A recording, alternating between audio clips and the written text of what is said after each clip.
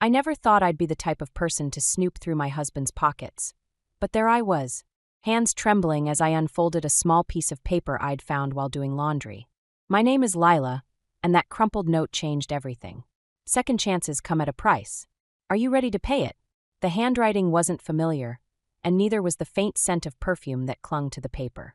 Greg had been acting strange lately. Working late, taking private calls, being oddly protective of his phone. But I'd convinced myself I was being paranoid.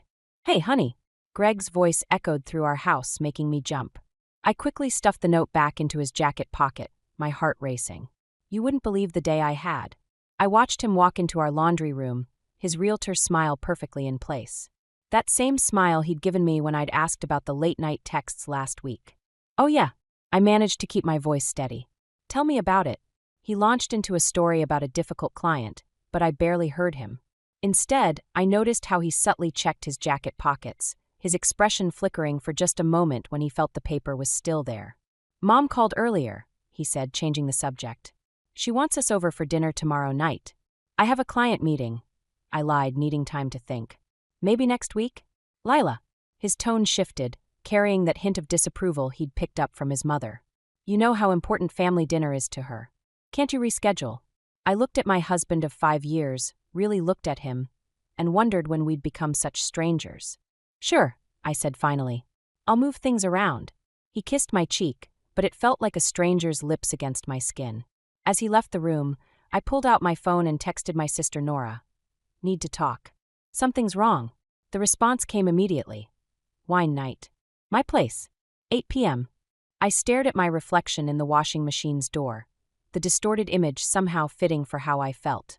Whatever that note meant, whatever Greg was hiding, I had a feeling our carefully constructed life was about to unravel. Nora's apartment always felt like a sanctuary, but tonight even the familiar comfort of her worn leather couch couldn't ease my nerves.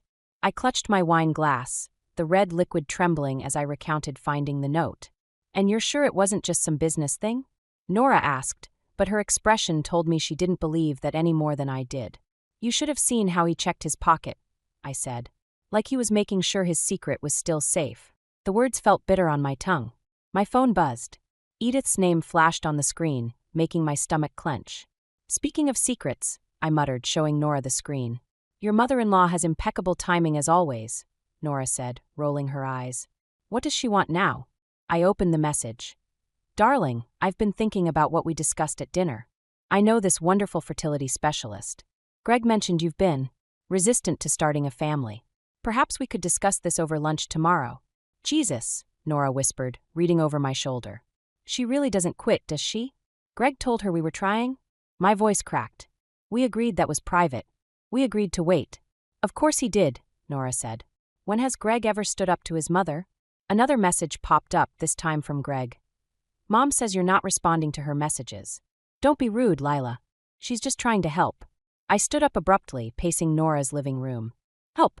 She's trying to control our lives, and he's letting her." "No, he's helping her." "Lila," Nora said softly, "when was the last time you and Greg made a decision without Edith's input?" The question hit me like a punch to the gut. I thought about the house we bought, in Edith's preferred neighborhood, my career choices, which Edith constantly criticized. Even our wedding, planned entirely by Edith. "Oh God," I whispered, sinking back onto the couch. "I'm living someone else's life, aren't I?" My phone buzzed again. Another message from Greg. "We need to talk when you get home. Mom's really upset." Nora reached over and squeezed my hand. "The question is, what are you going to do about it?" I stared at my phone, at the messages demanding my compliance, and felt something shift inside me. Whatever that note meant, whatever Greg was hiding, I was done being the perfect passive daughter-in-law. I wasn't planning to eavesdrop. I'd only stopped by Edith's house to drop off the casserole dish from Sunday dinner when I heard Greg's voice from the study. Raw and desperate in a way I'd never heard before. "I can't tell her, Mom. You don't understand what this would do to us." I froze in the hallway, my heart hammering against my ribs. "Gregory." Edith's voice carried that familiar manipulative softness. "Dr. Harrison says these feelings about fatherhood are completely normal. But hiding them from Lila isn't healthy." The casserole dish nearly slipped from my hands. "Dr. Harrison? Therapy?" My husband had been seeing a therapist about fatherhood fears, and I was learning about it from his mother? Every time she brings up having kids, I feel like I'm suffocating, Greg continued. What if I turn out like Dad? What if your father's mistakes aren't yours to bear? Edith interrupted. But this secrecy needs to stop. Either tell Lila about the therapy or I will. I backed away slowly, but my heel caught the edge of the Persian rug. The dish clattered to the floor, shattering the silence. Lila. Greg appeared in the doorway, his face draining of color. How long have you been standing there? Long enough. I managed, my voice steadier than I felt. When were you going to tell me about Dr. Harrison? Edith appeared behind him, her expression a perfect mask of concern. Oh, darling, we were just discussing. Stop.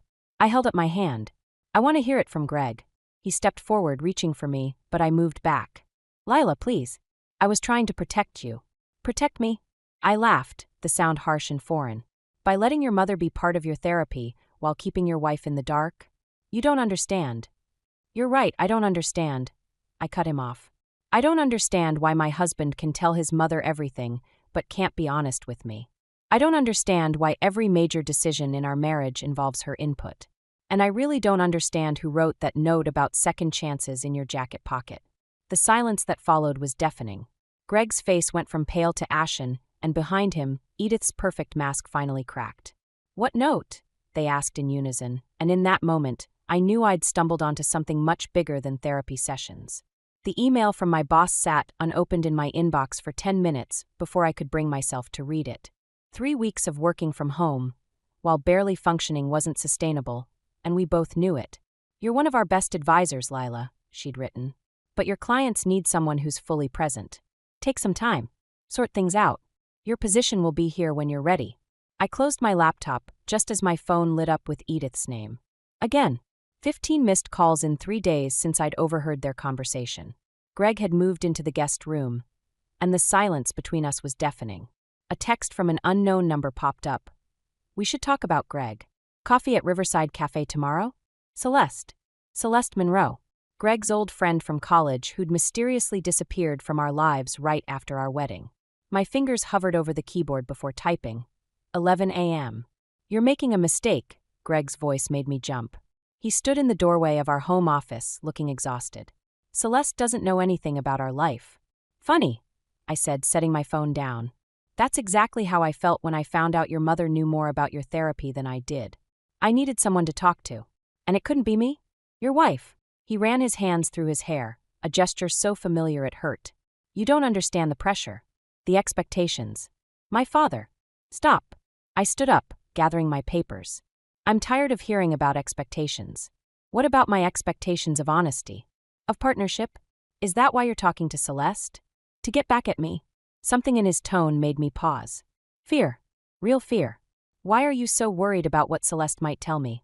He stepped forward, reaching for my arm, but I moved away. Lila, please. Whatever she says. Will it be the truth? I asked quietly. Because that's all I want, Greg. The truth. The look on his face told me everything I needed to know. Tomorrow's coffee with Celeste wasn't just about getting answers anymore. It was about finding out exactly how many lies my marriage was built on. Celeste's hands shook as she slid the manila folder across the cafe table. I found these in Greg's old storage unit last week. He never cleared it out after the wedding. My coffee sat untouched as I opened the folder. Inside were therapy notes, not from Dr. Harrison, but from sessions 3 years ago. Before our marriage. My vision blurred as I read. Patient expresses severe anxiety about repeating father's pattern of emotional abandonment. Suggests possible solution. Finding partner willing to prioritize family over career. There's more, Celeste said quietly. The next page was a letter, dated 2 weeks before our wedding. Greg's handwriting.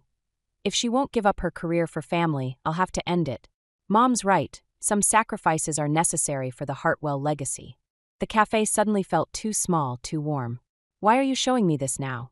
Celeste's eyes filled with tears. Because I was her, the one before you. I chose my career and Greg. She swallowed hard. Edith made sure I disappeared from their lives. I should have warned you. My phone buzzed. A text from Greg. Where are you? Mom's worried. Come home. Home. The word felt hollow now. He's not a bad person, Celeste said. But he'll never choose you over his mother's expectations. Never. I stood up abruptly, my chair scraping against the floor. I need to go. Lila, wait.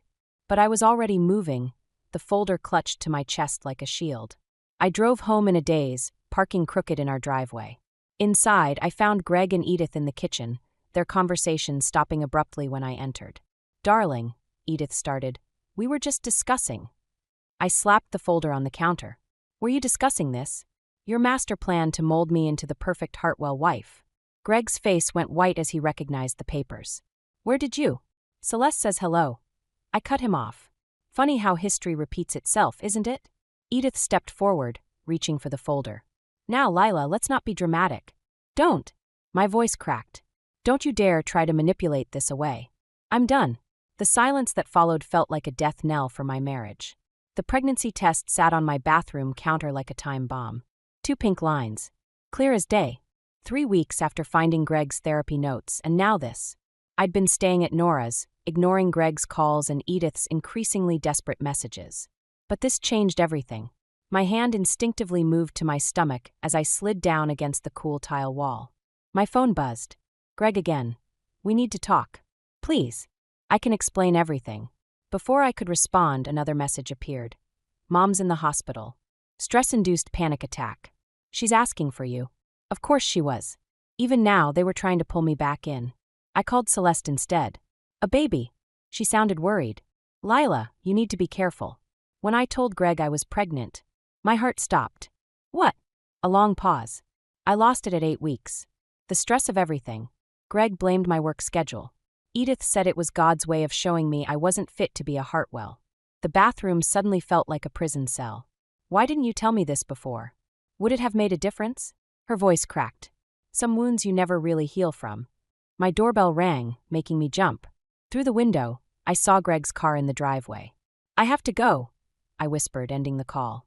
I opened the door to find Greg looking worse than I'd ever seen him. "Mom's stable," he said before I could ask. "But the doctor said she needs to avoid stress." His eyes fixed on my face. "We need to fix this, Lila. For everyone's sake." "Fix this?" I stepped back. "Like you tried to fix Celeste?" His face went pale. "She told you. About the baby? The one your mother convinced her she didn't deserve." My voice shook. "Yeah, she told me. That was different." "No." I cut him off, my hand unconsciously moving to my stomach. "It wasn't." His eyes caught the movement, widening with realization. "Are you?" The hope in his voice made me sick. Because I knew what came next, Edith's influence, the pressure to conform, the slow erosion of everything I was. "Yes," I said quietly. "But this time you won't get to decide what kind of mother I'll be." The hospital corridor felt endless as I walked toward Edith's room. 3 months pregnant, and here I was about to face the woman who'd orchestrated so much pain. I hadn't planned on coming, but Celeste's words kept echoing in my head. "If you don't confront her now, she'll haunt every decision you make about this baby." I found Edith sitting up in bed, looking smaller somehow. Her eyes lit up when she saw me, that familiar manipulative warmth spreading across her face. "Darling," she reached out her hands. "I knew you'd come." "Don't." I remained in the doorway. "I'm only here because I need you to understand something." "About the baby?" Her smile turned knowing. "Greg told me. This is wonderful news. A fresh start for everyone." I laughed, the sound harsh against the sterile walls. "A fresh start? Like the one you denied Celeste?" Her face hardened. "That situation was different. Because she wouldn't bow to your vision of the perfect family?" I stepped closer. "Or because she actually stood up to you? I protected this family. You destroyed lives." I cut her off. "And now I understand why. Celeste told me about your own mother-in-law, about how she forced you to quit your law career." Edith's hands began to shake. "That's not relevant. It's everything. You're not protecting family legacy, Edith. You're perpetuating trauma. You ungrateful." She tried to sit up straighter, her monitor beeping faster. "After everything I've done." "For who?" I placed my hand on my stomach. "My child will never know your kind of love. The kind that demands surrender in exchange for acceptance." Greg appeared in the doorway, his face panicked. "Lila, stop." "Her heart." "No." Edith's voice was steel. "Let her speak. Let her throw away everything we've built." I turned to Greg. "Tell her. Tell her about your therapy, about your fears. Or are you still letting her fight your battles?" The silence that followed was deafening. Greg looked between us, trapped between his mother's expectations and his own truth. "I can't do this anymore," he whispered finally. "Then don't," I said, walking toward the door. "But I won't let this cycle continue. Not with my child. Edith's monitor beeped frantically as I left, but I didn't look back. Some legacies aren't worth preserving. 5 years passed like a dream. Oliver's laughter echoed through our small apartment as he chased his toy cars across the hardwood floors. My son, all curly hair and bright eyes, untouched by the shadows of the past. The doorbell rang. Celeste stood there, looking nervous. "Greg's father died last week," she said without preamble. I invited her in, watching Oliver play as we talked. "How is he?" "Struggling. Edith's apparently trying to sell the family home." Greg finally stood up to her, told her he wouldn't follow in his father's footsteps. She paused. "He's in therapy again. Real therapy this time." I nodded, feeling an unexpected lightness. Not forgiveness exactly, but understanding. "Mom!" Oliver called out. "Park time. Give me a minute, sweetheart." I started, but then I saw her through the window. Edith, standing by the playground across the street. "She's been asking about him," Celeste said softly. "Says she's changed." I watched my former mother-in-law, noticing how time had softened her edges. She looked smaller somehow, less threatening. But then I remembered the therapy notes, Celeste's lost baby, all the lives shaped by her need for control. "Some changes come too late," I said, gathering Oliver's jacket. "The cycle stops here." We took the back exit to a different park. As Oliver played, I thought about the note that started everything. Second chances come at a price. I'd thought it was about Greg's secrets. But maybe it was about my own journey, about the price of breaking free. My phone buzzed with a text from Greg. "Mom told me she saw you. I understand now if you say no, but I'd like to meet him someday. When you think it's right." "If you think it's right." I watched Oliver climb the jungle gym, confident and free. He'd never know the weight of expectations that had nearly crushed his parents. Never feel the need to conform to someone else's legacy. "Maybe someday," I texted back. Because healing doesn't mean forgetting. It means choosing what to carry forward and what to leave behind. Oliver waved from the top of the slide, fearless and joyful. And in his smile, I saw the best kind of legacy, one we get to choose for ourselves.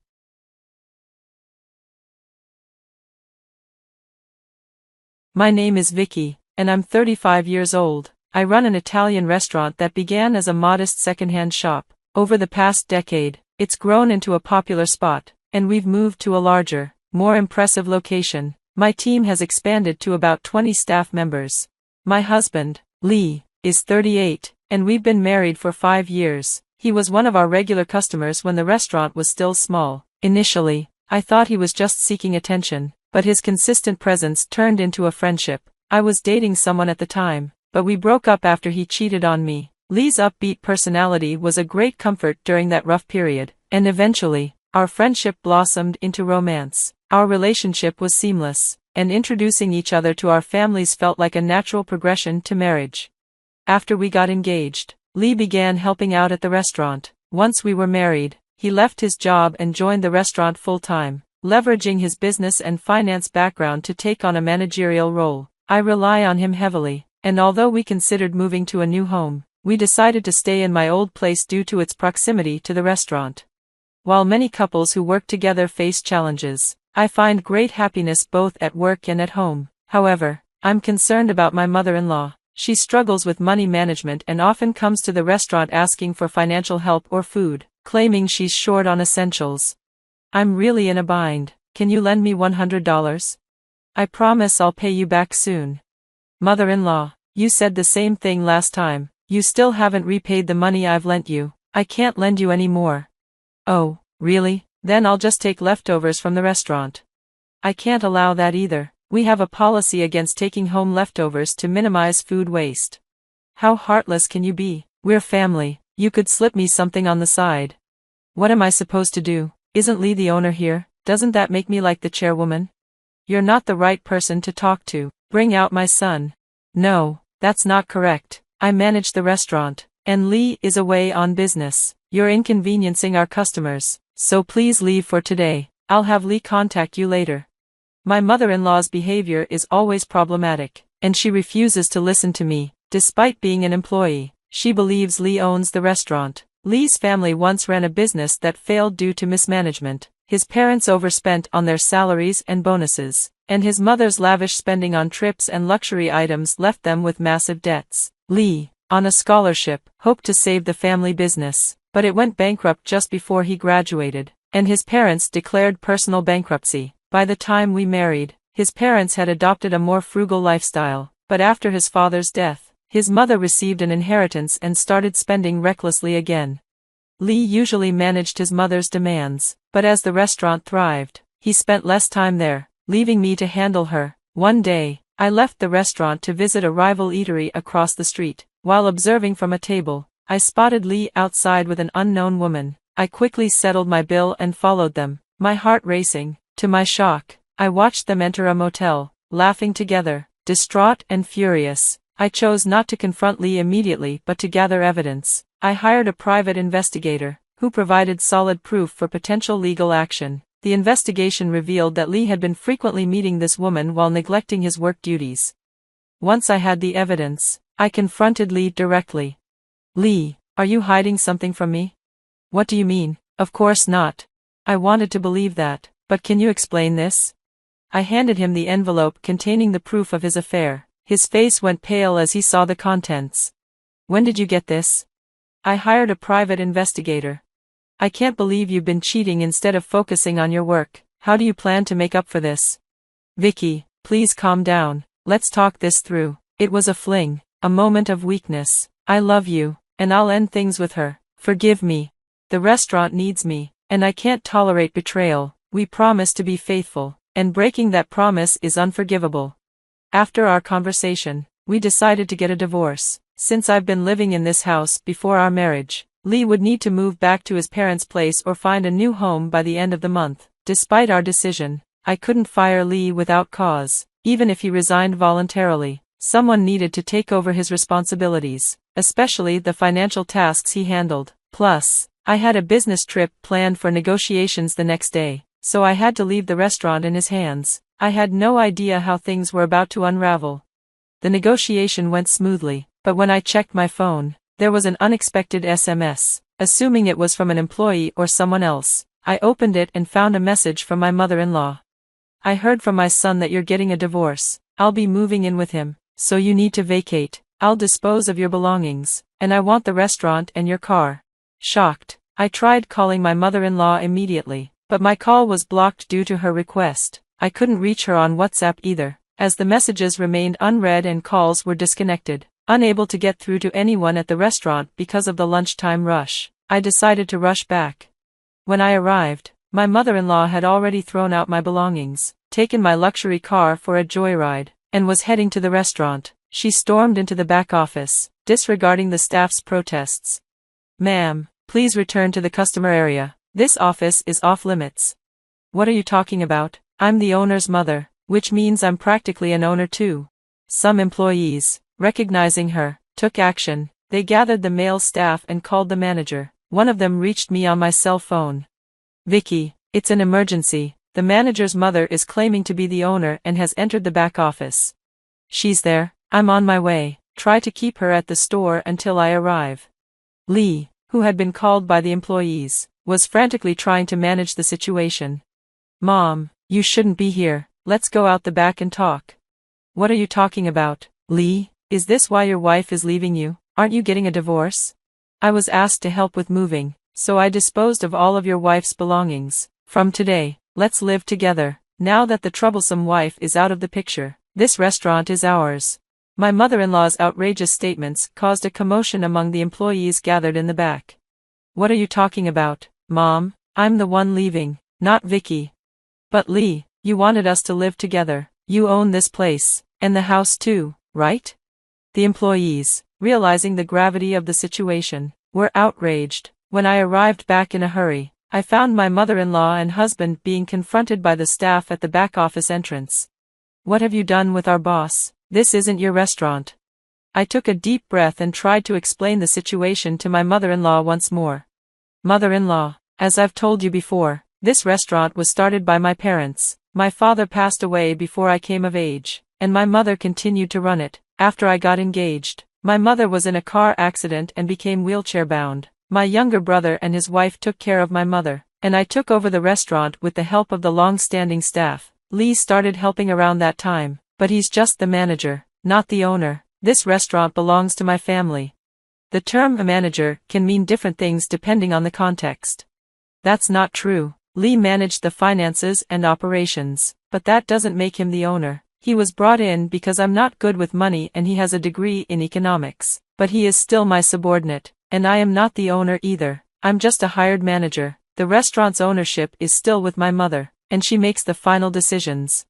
In that case, I'll settle for just the house and the car. Give them to me. My son said you're paying the property taxes, so there's no excuse. Yes, I'm paying the property taxes on the house, but it's still under my mother's name, and I haven't inherited it. I'm paying the taxes as a friend. The car was bought before our marriage, so it's my personal property, not a marital asset. Since we're divorcing because of Lee's infidelity, I'm entitled to compensation. Lee's only entitled to his share of the marital assets. Realizing the situation, my mother-in-law seemed stunned and panicked. She then made a desperate apology. I'm sorry, Vicky, please reconsider the divorce. I have debts I wanted my son to pay off, so please spare me the compensation. She admitted to misusing the restaurant's funds, thinking she could do whatever she wanted. Mom, what are you saying? You promised to live within your means and avoid further debt when you filed for bankruptcy. But Lee, you were using the company's money for trips and to see your mistress. You said you wanted to sort it out before your wife found out. Mom, why would you say that in front of everyone? A heated argument between my mother-in-law and husband revealed another shocking truth. Thanks to her slip-up, everything came to light. Lee, what's going on? They kept apologizing, but it was too late. Reviewing the accounts, I noticed some suspicious entries. The lodging expense for Lee's business trip was exorbitant for one person, and the hotel was a known spot for short romantic stays. There were also receipts from expensive shops and a mysterious jewelry store from late December. I found undeniable proof that Lee had been using the restaurant's money to lavish gifts on his mistress.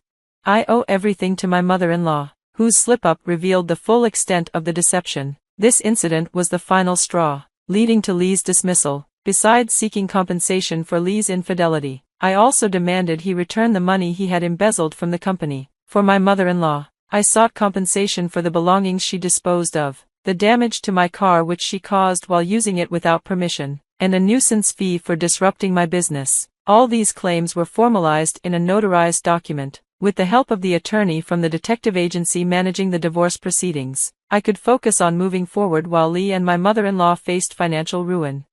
Soon after, my ex-husband Lee and my mother-in-law came to see me.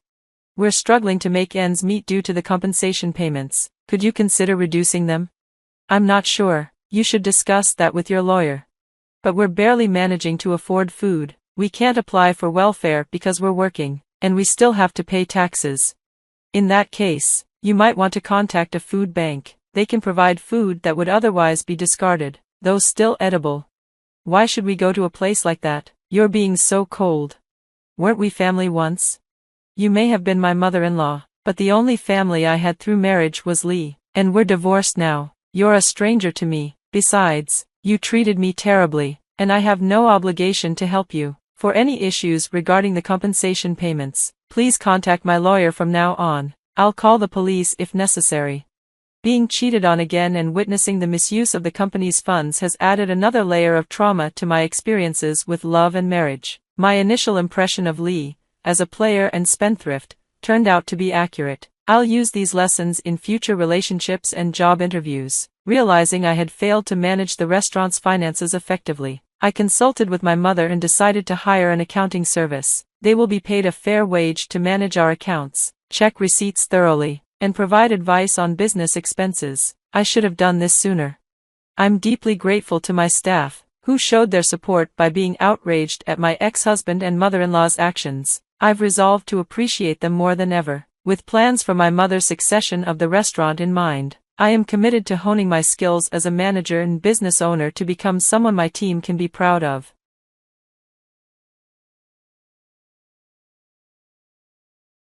My name is Tammy, and I'm 39 years old. I've spent many years working in the sales department of a trading company. Leadership has always come naturally to me, even back when I was a student. Now, as a manager overseeing a team, I'm proud that my performance stands alongside my experienced male colleagues. My female coworkers trust me and look to me for support, which is something I value deeply. But after a long day at the office, when I come home to my apartment, it's empty, no one is waiting to greet me. I recently separated from my husband of 17 years and made the difficult decision to live apart from my 15-year-old daughter. My apartment is still full of unpacked boxes, but I have no regrets. I'm ready for this fresh start. Let me tell you how I came to this point. For years, I lived with my husband Bob and our daughter Rebecca. Bob and I were college classmates, and after reconnecting post-graduation, we dated for 2 years before getting married. He worked in the sales department of a printing company but later transitioned to being a freelance web designer, working from home. Rebecca is now in 8th grade, but it was around the time she entered her teenage years that things began to shift. Her behavior changed suddenly, like when she snapped at me one day. "I told you to buy the moisturizing cream." I apologized, explaining I'd forgotten and would get it after work. She just shot back, "You're totally useless. I can't believe you." This became a pattern. Each day, her words grew colder, her stares sharper. I tried to brush it off, telling myself it was just typical teenage angst.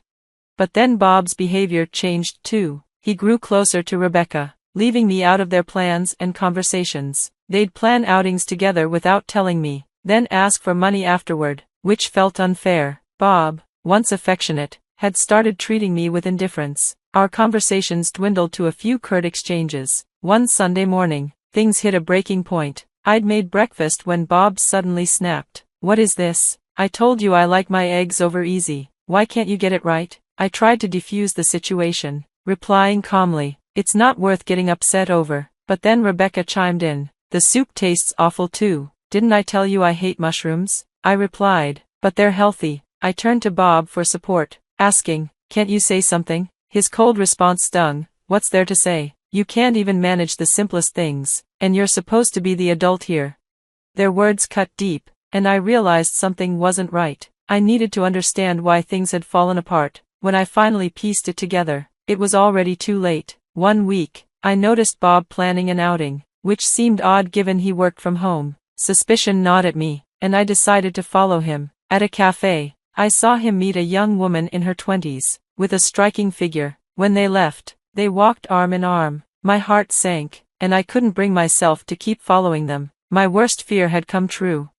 I had always feared Bob would find someone else, mostly because I struggled with confidence in my looks. Bob was undeniably handsome, and I often wondered why he'd chosen me in the first place. Later, I hired a private investigator to dig into Bob's relationship with this woman. The investigator confirmed my fears. Her name was Sofia Garcia, a 26-year-old who worked at a cosmetic surgery clinic. The photos he handed me showed them kissing, entering a hotel, and enjoying outings together. But the most shocking part, some of the photos included Rebecca.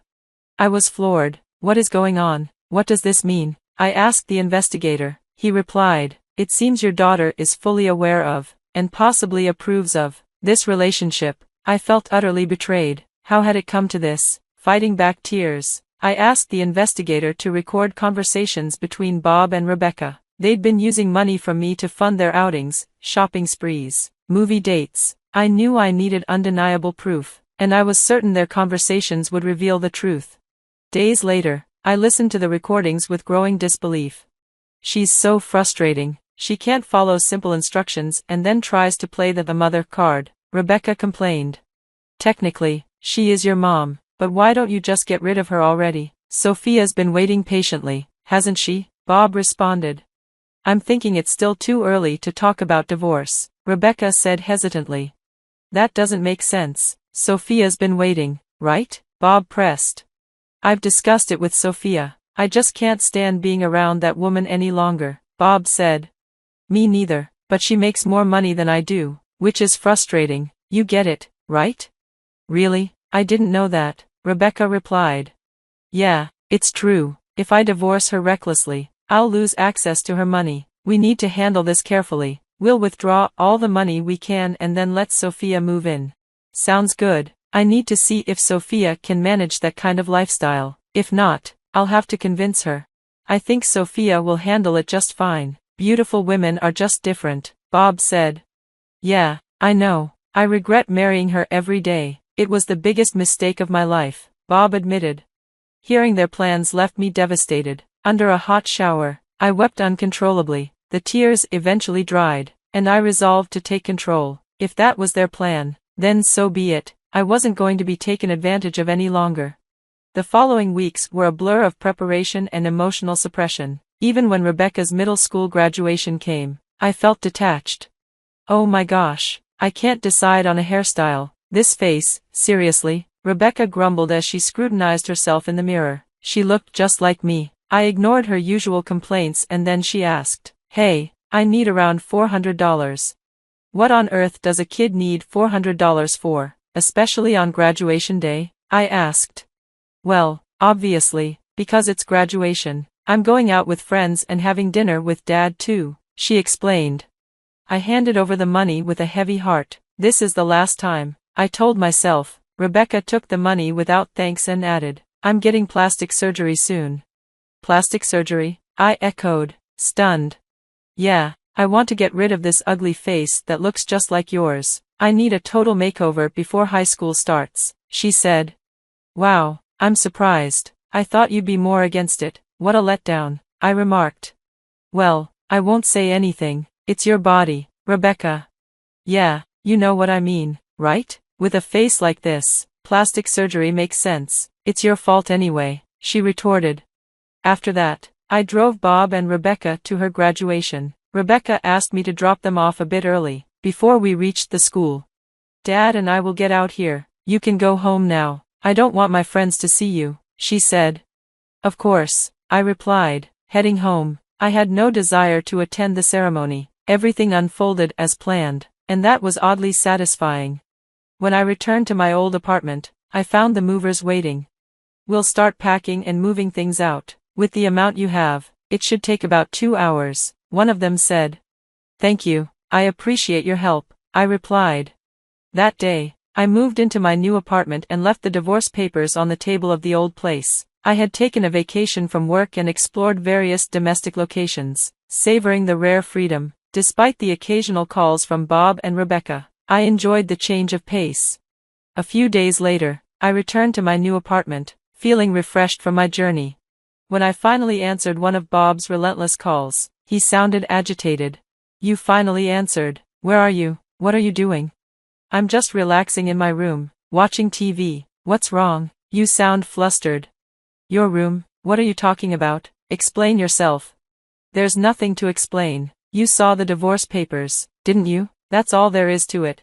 "You knew about my affair?" "Yes, I knew. I'm not changing my mind. With your income, you won't be able to support Rebecca alone, but that's your problem. I'm moving forward with the divorce and seeking alimony."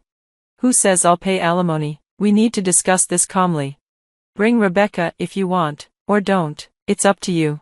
I wasn't interested in seeing them again, so I ended the call abruptly, turned off my phone, and cut off contact. I chose the cafe where Bob had first met Sophia for our discussion, but only Bob showed up. Rebecca was nowhere in sight.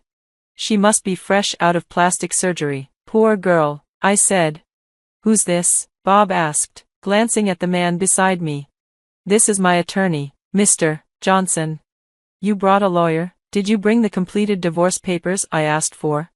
"As I've mentioned, I won't be filling out those papers. I've told you before, I'm not interested in reconciling. Do you really think we can continue just for the sake of money?" "Who said I'm after your money? You're making assumptions," Bob protested. I gave Mr. Johnson a signal, and he took out his smartphone and pressed play. The recording began with Bob and Rebecca's conversation from earlier. Bob's face went pale as he heard his own words. "I don't want to breathe the same air as that ugly woman. If I divorce her carelessly, I'll lose access to her money." Bob's voice rang out. Hearing those harsh words confirmed his true feelings and left me chilled to the core. "A recording? What are you trying to do?" "What am I trying to do? I should be asking you that. Did you use the money I gave you to go out with Sophia?" "That's not exactly." Mr. Johnson interjected. "Let me clarify something. You don't intend to divorce, correct?" Bob nodded hesitantly. "In that case, we will proceed with filing for divorce in the family court. We will also discuss the division of assets. The court will review the evidence and determine whether the divorce should be granted." He held up the smartphone. "The conversation with your daughter is quite revealing. In my professional opinion, the divorce is almost certain." Bob stammered. "I came here to discuss what comes next. as I started laying out various documents. This chart shows how much money I've given you and when. This one details the utility bill payments. What is all this? Bob exclaimed, looking at the documents I had laid out. And this is a record of withdrawals from our joint account. Rebecca's surgery was quite costly, wasn't it? Eyelid surgery, eye shape correction, double eyelid surgery, nostril reduction, philtrum reduction, tear bags creation, cheek and nasal bone shaving. The total came to $40,000. We only have about $20,000 left in savings now. It used to be $70,000. You've spent quite a bit. That was for Rebecca. I can save up again, Bob stammered. Do you realize that I was the one who mostly saved that money? It's infuriating. I'm willing to split what's left in the account for the property division, and I won't contest the costs of Rebecca's surgery. However, what? Bob asked, cutting in. I expect compensation for the emotional distress I've endured. And there's one more thing. Have you stayed in touch with Sophia? No, not really. I figured as much. I hired a private investigator to look into her background. She has a criminal record, so you might want to be cautious. A criminal record? She was charged with fraud and arrested. She was involved with the director of another cosmetic surgery clinic. What the? She likely saw you and Rebecca as easy targets. My condolences. What about Rebecca's surgery then? I hope everything went well. If not, we might need to negotiate with the hospital or even pursue legal action. Many dishonest clinics refuse to admit mistakes and resist settlements. Mr. Johnson's words left Bob looking pale and defeated. That's all for today. Please send the divorce papers to Mr. Johnson. I won't be providing you with my address. Wait, one last thing. Can you lend me some money? Bob pleaded, looking pitiful. I was appalled at how I had ever been involved with him. Absolutely not. I left the cafe with Mr. Johnson, leaving a devastated Bob behind. Rumor had it that Bob and Rebecca's lives fell apart afterward. Bob struggled to afford a new apartment and support Rebecca on his salary alone. Rebecca had to take on odd jobs like newspaper delivery, and they ended up moving to a cheaper place, significantly lowering their living standards. With his web design projects not making enough to cover their expenses, Bob had to resort to day labor. It was pitiful, but he needed to pull through. I decided to let him pay off the alimony in installments. Paying $30,000 all at once would have been impossible for him given his small business and meager side income. I could have let him borrow from a loan shark, but I didn't want to pressure him that much. A few days later, Rebecca called me. The surgery had been a total failure. We met at the cafe, and she still had bandages on parts of her face. The surgery left marks, and I need another operation to fix them. It's the worst. I still can't reach Sophia. Yeah, you were right, Rebecca. She only saw us as easy targets. Rebecca seemed more mature as she stared out the window, her gaze distant. Well, I have to go now. I have a part-time job and high school homework to handle. I'm really busy. Good luck. Thanks, Mom. I'm really sorry for all the trouble I've caused. No need to apologize. I won't be giving you any money. Okay, I won't ask for it anymore. Rebecca left the cafe with a wave. And that's how I ended up where I am today. I have few regrets and am satisfied with my life. Rebecca is essentially living on her own now, and I have no lingering feelings for my ex-husband, who had nothing going for him beyond his looks. I saw him the other day, covered in dirt, working in construction gear. His eyes, once so full of charm, now looked grim and worn. It was a stark reminder that life isn't just about appearances. I truly believe that now. I'm moving forward with optimism, having reset my life and found a brighter future.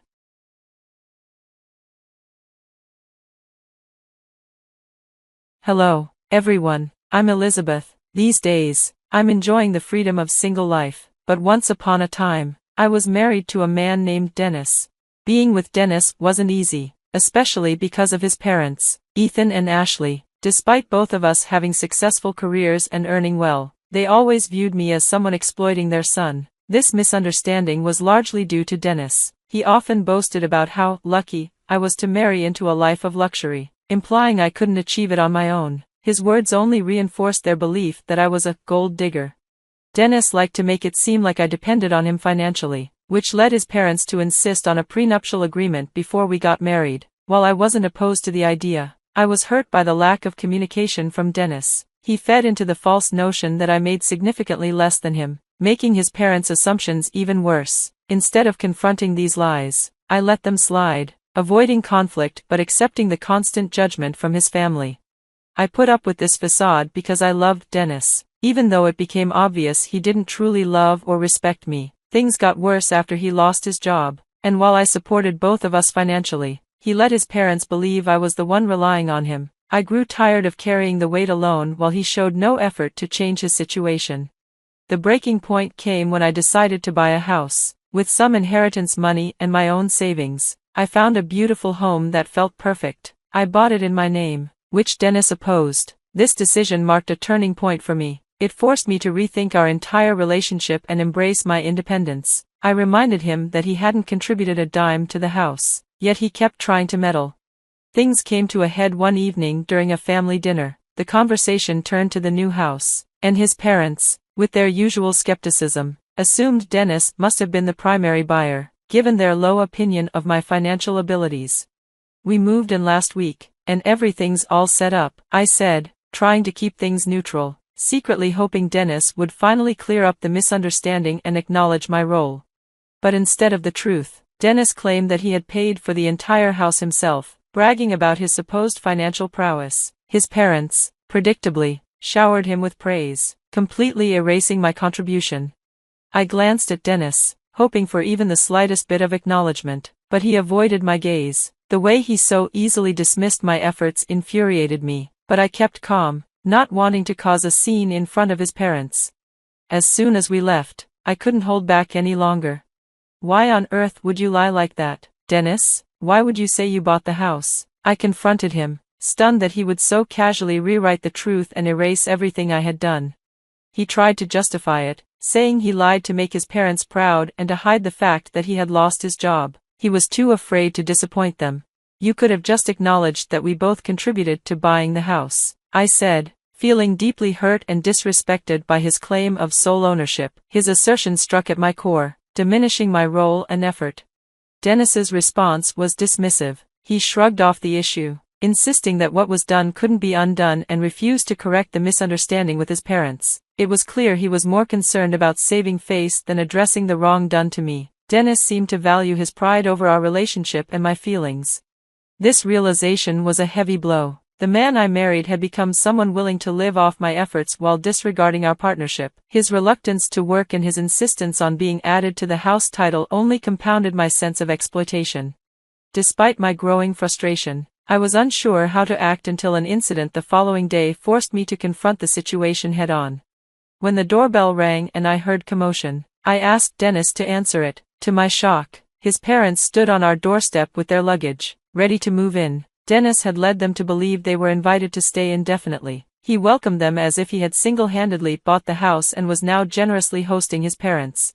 Their praises and Dennis's warm acceptance left me stunned. I had never agreed to this arrangement, and the boldness of the situation made it clear that Dennis's deceit had gone too far. Despite my desire to avoid a scene in front of his family, I knew I couldn't let this continue. His parents living in my house based on a lie was unacceptable. I had to act decisively to reclaim my space and my dignity. I tried to handle the unexpected turn of events with as much composure as possible. While Dennis's parents eagerly discussed the benefits of our spacious home, their comments about being cramped in their previous place and their praise of Dennis for securing such a luxurious space only heightened the tension. Their eagerness to claim the largest bedroom felt like an additional affront. "Let's hold off on choosing rooms for now. I need to speak with Dennis privately," I suggested, hoping to manage the situation discreetly. Dennis, clearly nervous and avoiding eye contact, sensed the gravity of the conversation. His attempt to deflect by suggesting we talk in front of his parents only heightened the discomfort.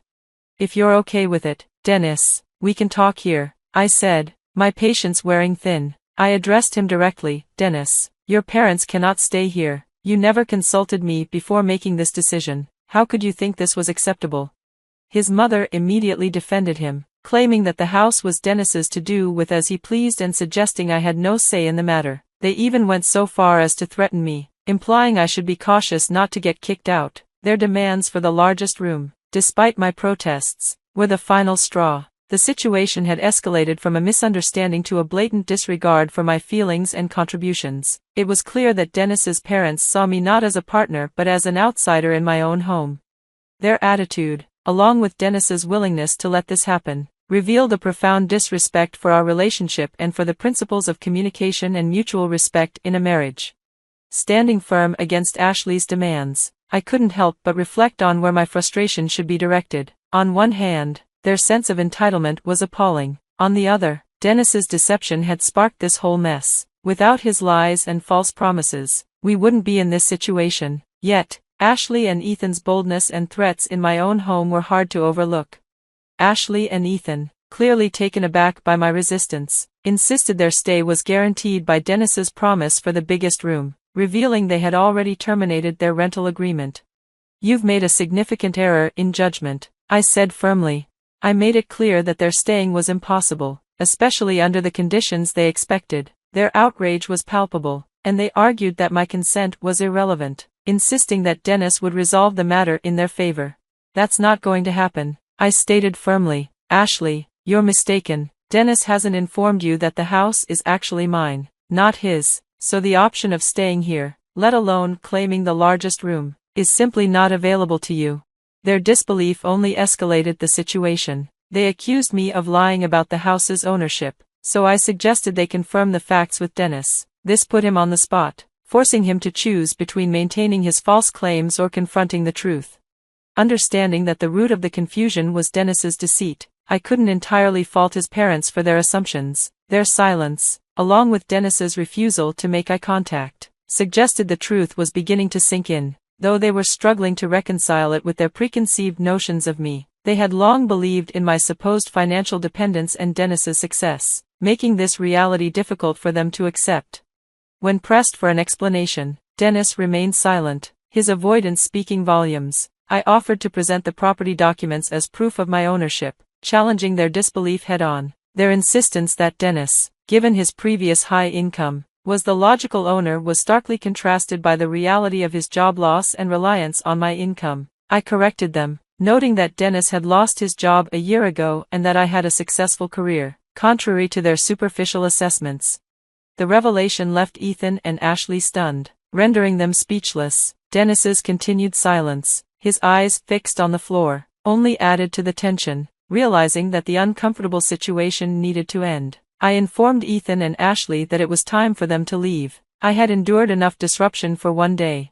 However, Dennis finally spoke up, arguing against their eviction and expressing concern over the hardship it would cause his parents, who had left their previous home with the expectation of staying with us. His plea put me in a difficult position, highlighting not only the need to set boundaries but also the immediate implications for his parents, who were now caught in the fallout of Dennis's lies. "I can and will ask you to leave, Dennis," I affirmed, my tone leaving no room for negotiation. "You made these decisions without my input, essentially offering them a place in my house as if it were yours to give." Dennis, feeling entitled by his role as my husband, argued that his authority should allow his parents to stay, suggesting that my options were limited. Ashley chimed in, claiming that through Dennis, she had a right to everything I owned, as if marriage negated individual property rights, but I stood my ground.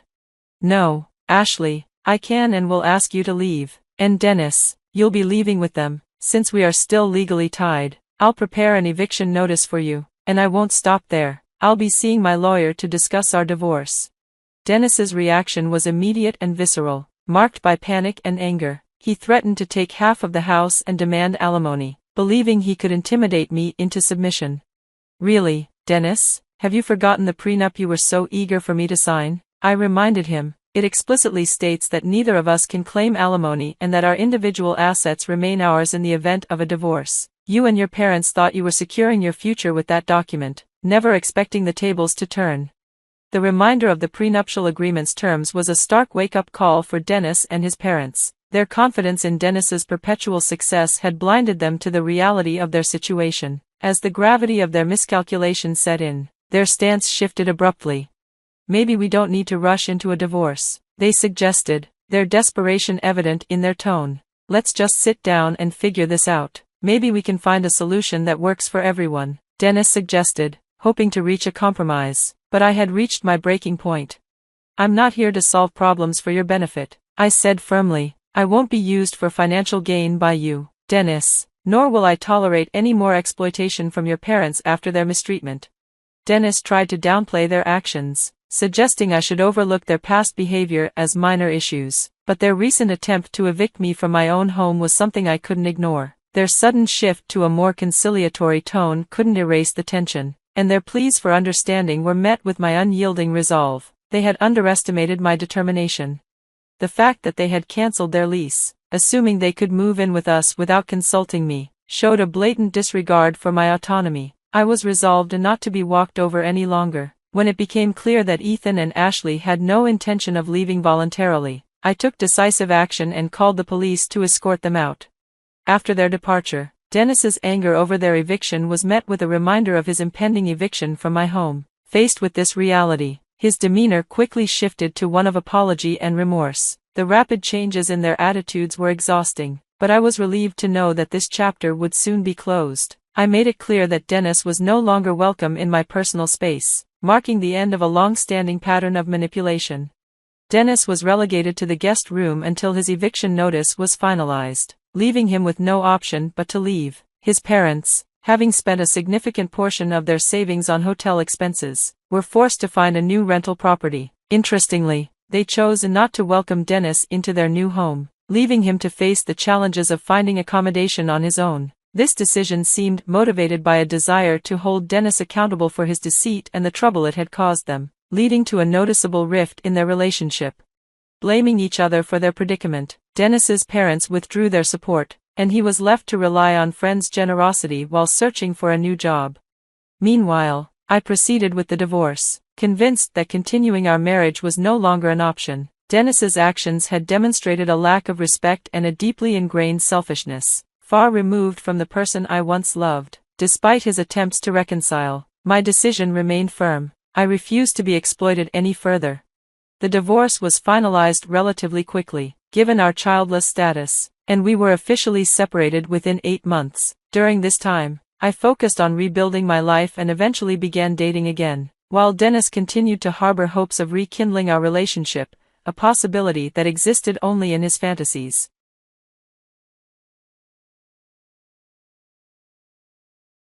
Hello, I'm Kathleen, and I want to share a story that has stayed with me for several months. My aim is to shed light on recognizing toxic behavior and the importance of standing up against it. I'm 31 years old, married to my high school sweetheart, Anthony, who is 34. We have a kitten and are preparing to celebrate our 13th anniversary next month. Unfortunately, my mother-in-law, Carol, will not be attending. From the start, Carol had a deep-seated dislike for me. With 2 sons, she had always spoiled them, believing no one was good enough for her boys. Anthony and his older brother, David, were showered with her affection and grew up under her controlling and manipulative shadow. As teenagers, they faced Carol's restrictions on dating, socializing, and even sleepovers. Despite these clear signs of control, they remained infatuated with their mother's love and failed to recognize her manipulative behavior. As David began to rebel, sneaking out and dating girls, Carol's control intensified. She even threatened his then-girlfriend, but David stood firm and defended her. When Carol tried to drive away Lauren, now David's wife, David refused to let her. By the time both brothers reached 15, they began distancing themselves from Carol, which she disapproved of. Anthony saw his brother's actions as excessive but didn't fully grasp the extent of Carol's control. In the early days of my relationship with Anthony, I kept quiet to avoid conflict. However, Carol's attempts to undermine our relationship escalated. She orchestrated a Venice tour during prom week to keep us apart, and despite Anthony's pleas to cancel, it was the one time he stood up to her. Carol's constant barrage of insults and predictions of my unfaithfulness during college took a toll. Her manipulation led to a brief separation, which she celebrated. Anthony eventually reconciled with me, which only fueled Carol's harassment. I tried to address the situation with Anthony, expressing my frustration. Anthony, your mother's behavior is consistently disrespectful. Despite my attempts to be welcoming, she belittles me. You need to address this. Anthony dismissed my concerns, defending his mother, Kathleen. My mother is just protective and fears losing me. She believes she's looking out for my future. Don't take her words too seriously. Frustrated, I pressed on, "So you're okay with how Carol treats me? She tried to break us up." Anthony justified Carol's actions as misguided attempts to prevent heartbreak. I challenged him. "She used your insecurities to end our relationship. How can you excuse that?" Despite my efforts, Anthony remained unconvinced, defending Carol and accusing me of false accusations. Even David's attempts to reason with him were met with resistance, causing tension between the brothers. David eventually married Amy, his high school sweetheart, whom Carol had tried to scare off. Although David invited me to the wedding, he purposely did not inform Carol, causing her distress. Carol urged Anthony to intervene and get her an invitation. Known for his loyalty to his mother, Anthony argued with David about Carol's exclusion. Initially hesitant to support Carol's demands, Anthony faced my challenge, whether boycotting the wedding was justified given Carol's history with David and Amy. I suggested that the situation was a misunderstanding, acknowledging that mothers can sometimes be overbearing. I stressed the importance of family, encouraging everyone to mend bridges and avoid holding grudges. I reminded Anthony that the decision of who to invite was ultimately David and Amy's, and their choices should be respected. Despite my concerns, I planned to RSVP the following day, hoping to influence their decision. I warned Anthony that not attending the wedding might lead to being cut off by David and Amy, as had happened with Carol. After much consideration, Anthony agreed to attend the wedding. I hoped this decision would bring about positive change, allowing David and Amy to enjoy their special day without Carol's interference. They chose to hold the wedding far away to prevent Carol from showing up. However, Carol's reaction was intense. When Anthony showed her the wedding pictures, she broke down in tears and clung to him, insisting on his company for a month. To appease her, Anthony even canceled our planned Colorado trip. Witnessing how he handled the situation left me heartbroken. Although I knew our love was deep, breaking up was no longer an option. My only hope was that Anthony would eventually recognize Carol's troubling behavior. 3 years later, Anthony proposed to me. Carol, though outwardly happy for him, privately refused to give him her engagement ring, convinced I was a gold digger and that our marriage wouldn't last. I loved the ring Anthony chose for me, a symbol of our financial independence as engineers. Carol's jewelry was the last thing I wanted. Planning the wedding became a nightmare, as Carol inserted herself into every detail, from cake tastings to venue selection. Disapproving of my vintage theme, she dismissed it as boring and tacky. Despite my indifference, Anthony and I carefully considered every decision. Frustrated, I confronted him. "This is getting ridiculous. We're the ones getting married, and your mom needs to step back. I don't need her input on everything. She hates every decision I make. You need to tell her to back off." Anthony defended his mother, claiming she wanted the best for us. I argued that her interference was unacceptable and that she should have been uninvited from David's wedding due to her past behavior. This was our wedding, and she had already had hers. After much coaxing, Anthony finally asked Carol to give us space. Although she threw a fit, she toned it down somewhat. Unfortunately, Anthony's prioritization of her choices led to several changes in our plans. Initially disappointed, I chose to go along with some adjustments to avoid further conflict. I hadn't yet found the courage to stand up for myself, and Anthony seemed lost in a fog, unable to think clearly. The wedding took another turn for the worse when Carol showed up in a white dress so sparkly and lacy it resembled a bridal gown. Anthony immediately recognized the problem and insisted she change before the ceremony. Carol pretended to be unaware and claimed she didn't have another dress. Luckily, my maid of honor and best friend came to the rescue with a pale blue gown that fit Carol perfectly. Anticipating Carol's intention to wear white, I had purchased a dress for her on my dime. With no excuses left, Carol had to wear the provided dress. During the reception, Carol gave tearful speeches about losing her children to awful women, targeting both me and Lauren, who were avoiding her. She disparaged our relationship, portraying herself as the victimized mother-in-law. The guests, including her own family, looked uncomfortable and mortified. My maid of honor quickly took the microphone to redirect the atmosphere.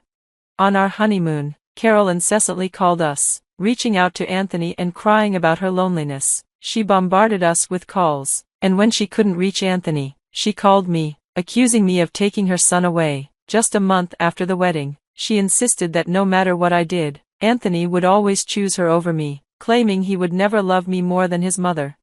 Attempting to reason with her was futile.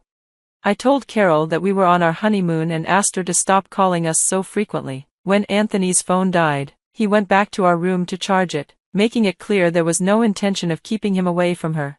"Kathleen, it's clear you're driven by greed. You seem focused on extracting money from Anthony, ignoring the fact that he's been supporting me financially since his father passed away a decade ago. Carol, while it's natural for him to support you, I am financially stable on my own and have no interest in his money. Stop falsely accusing me of exploiting him. Enough with your baseless claims. You might deceive him, but I see through your intentions. Hand over the phone to my husband. I need to speak with him urgently."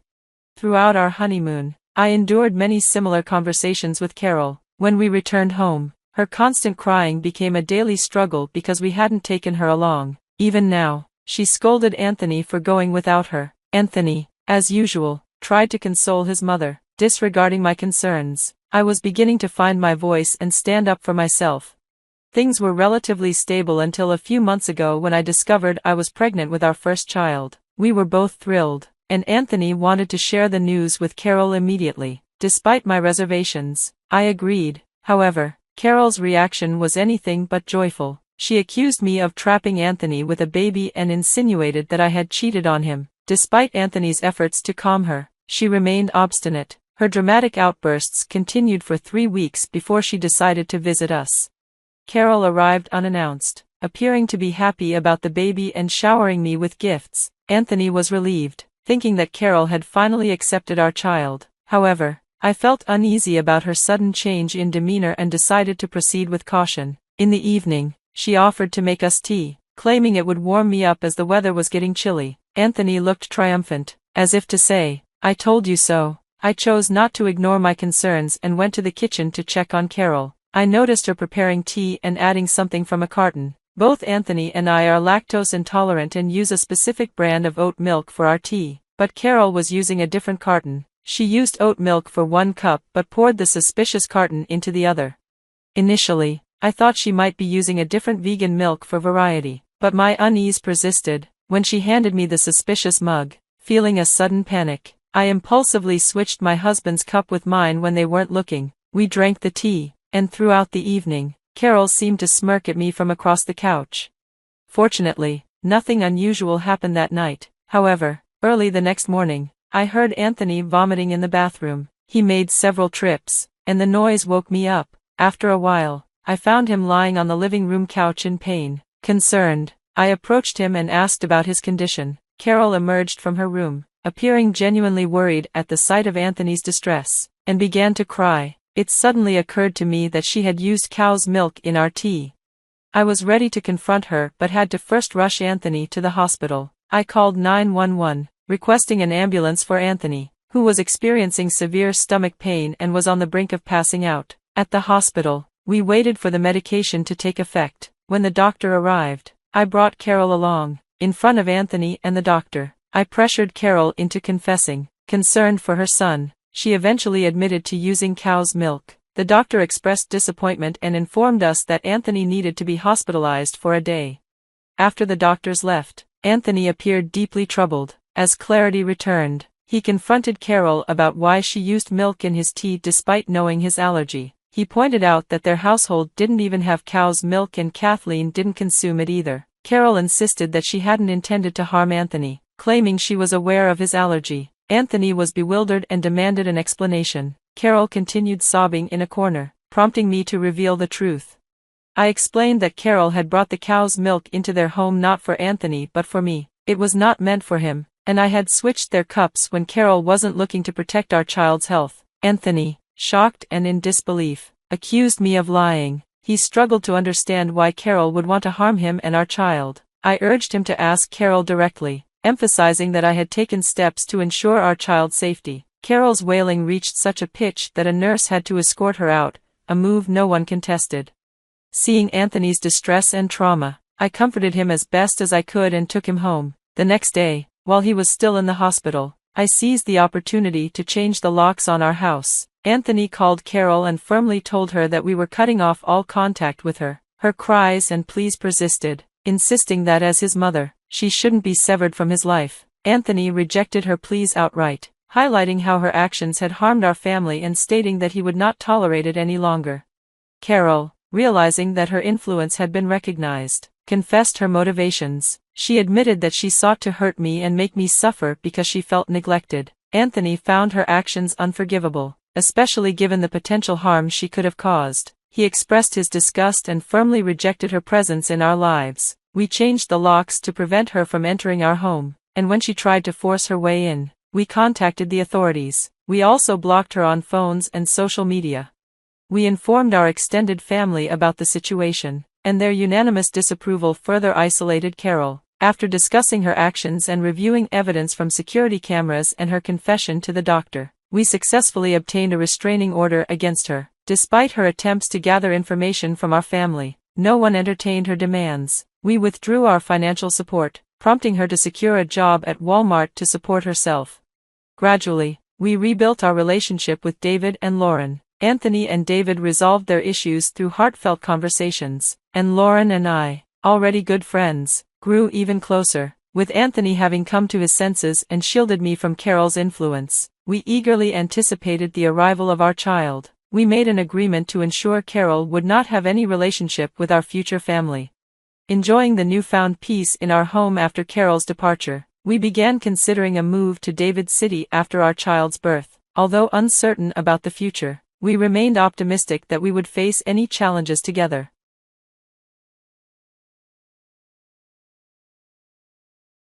Hello, my name is Brenda, and I'm here with my husband, Paul, to share our story. Before I dive in, let me set the stage for you.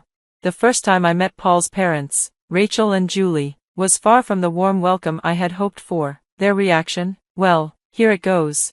I can't believe you're with Brenda, Paul. She has nothing to offer, just a basic office job. How is she supposed to contribute to a better life for us? They criticized sharply. But Paul stood firm. I love Brenda, and that's all that matters to me. Her financial situation is irrelevant. I've told you this before. They, however, wouldn't budge. We've been clear, Paul. If she can't bring more to the table, we can't accept her into this family. You need to reconsider. Paul didn't flinch. No, Brenda is the one I've chosen. I had everything planned out for the proposal, and now you've ruined it. I was stunned. Paul's intention to propose was a complete surprise. After 4 years together, I had hoped it might happen one day, but this sudden declaration, mixed with the tension, caught me off guard, and the way his parents reacted, that was even more concerning. Paul had warned me before this meeting. He told me, Brenda, I know you hold your father in high regard and probably think my parents are the same, but they're not the kind-hearted people you imagine. I had responded naively, how can you say that about them? They raised you, they must have done something right. They raised me, yes, but it wasn't out of love. Everything they did, sending me to college, pushing me to succeed, was because they expected to benefit from it. They want me to marry someone wealthy, someone who can provide them with the life they've always wanted. They'll be disappointed when they learn about your job. I had no idea parents could be so self-serving. My own family had always been loving and supportive. Meanwhile, Paul, despite providing financial help to his parents, had a strained relationship with them, burdened by their constant manipulation and self-centeredness. Yet, no matter how much he disliked their behavior, he couldn't fully cut ties with them, haunted by their reminders of the sacrifices they made for him. That first meeting revealed their true colors. Despite their disapproval, Paul proposed to me, and we began planning our wedding. Rachel and Julie initially refused to attend, making it clear they were unhappy with the match. But with Paul's family being small, he longed for their presence and eventually convinced them to come. Their sudden change of heart came when they learned about my family's financial standing. My father owned a home and some property. Their attendance, however, came with strings attached. Brenda, they said coolly, we still don't approve of this marriage. Paul has done well for himself, and we expected him to aim higher financially. Frankly, we wouldn't have come if we thought your family had nothing. At least your father has some assets. Don't forget what we did for you when you come into your inheritance. On my wedding day, their mention of inheritance was not only inappropriate but downright infuriating. My father was alive and well, making their comments deeply offensive. I walked away from them, fuming. My father was my only family, and their boldness in expecting a share of my finances was both hurtful and astounding. Still, I chose not to burden Paul with this on our special day, knowing how difficult it was for him to navigate his strained relationship with his parents. Sadly, that day marked the beginning of ongoing tensions. Although Paul and I were blissfully happy, His parents never stopped meddling in our finances, always probing about my father's wealth. We never indulged their curiosity, but their pestering only increased. Their entitlement became unbearable, as if they had any right to know the details of my father's financial situation. Then, just a few months later, my father passed away. His death came far too soon, barely 4 months after his diagnosis, and the grief was overwhelming. Watching him deteriorate had been agonizing, and though I knew the end was inevitable, nothing prepared me for the finality of losing him. Throughout it all, Paul was my rock. He stood by me during the funeral arrangements, traveling with me to my father's hometown to help with everything. But even in the midst of my grief, Rachel and Julie's insensitivity knew no bounds. They bombarded me with intrusive calls and messages, all asking about the inheritance and funeral costs. Paul and I were appalled by their lack of compassion, but we decided to hold off on confronting them until after the funeral, not wanting to add more stress during such a difficult time. However, as soon as we returned home, Rachel and Julie wasted no time. They barged into our lives again, eager to press us for details. Now that the funeral's over, Julie began, "We're dying to know, did your father leave you the house? He must have, right?" I was stunned by her audacity. "Why on earth would my inheritance be any of your concern?" I shot back, barely containing my shock. Julie didn't even flinch. "Oh, come on, Brenda, since Paul chose you, we've always been curious. With your average job and looks, we figured there had to be some financial reason. We thought it must be the money." Paul immediately stepped in, furious. "How dare you say that? I've told you time and again that I married Brenda for love, not money. You need to respect that." But Julie pressed on, undeterred. "We're just asking, Paul, if she has money. It's a relief, honestly. Knowing you married someone with assets would be a comfort. It'd be nice to know you've secured something for our future." Their priorities were clear, and their total lack of decency was astonishing. To accuse their own son of marrying for money, especially at such a painful time, was beyond appalling. How Paul emerged as kind-hearted as he is from such selfish people was a mystery to me.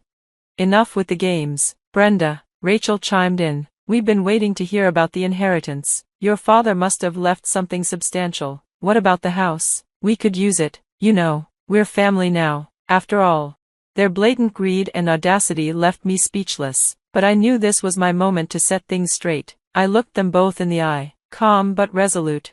"Actually, the house wasn't in my father's name when he passed. He had to let it go due to financial circumstances." Their reaction was predictably vicious. "So you're saying he didn't even leave you the house? He was basically broke?" Rachel scoffed. "I see now. No wonder you've always been so modest. Your father couldn't even hold on to his home. What a disgrace, dying with nothing." Paul couldn't stand it any longer. "That's enough. Brenda's value isn't measured by an inheritance, and I didn't marry her for money. You've crossed a line. Show some respect, especially now." The confrontation exposed their greed for what it was, a shameless fixation on material wealth, with no regard for love or decency. The conversation laid bare their true priorities, and it became clear that no amount of reasoning could change their warped outlook on life. In an outrageous display of entitlement, Paul's parents went so far as to say they wouldn't allow him to stay married to me. They expressed their disappointment that he'd married into what they considered a financially inferior family. Worse yet, they accused me of trapping Paul for his wealth and vowed to keep me from isolating him from his supposed fortune. They even began pressuring Paul to divorce me, insisting he marry someone richer who could fund the lavish lifestyle they believed they deserved. It left Paul torn between his love for me and the toxic manipulation of his parents. I knew it was crucial to address the situation directly. I urged Paul to consider the extent of his parents' manipulative behavior and question if he was willing to let their greed dictate our future.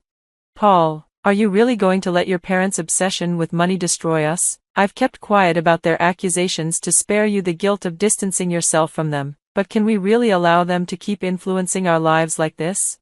Paul reached his breaking point and recognized the toxic influence his parents had over him. "Enough is enough," he declared. "Mom, Dad, your actions today have exposed your selfishness. You've used my hard work to satisfy your materialistic desires for years. I can't accept this any longer."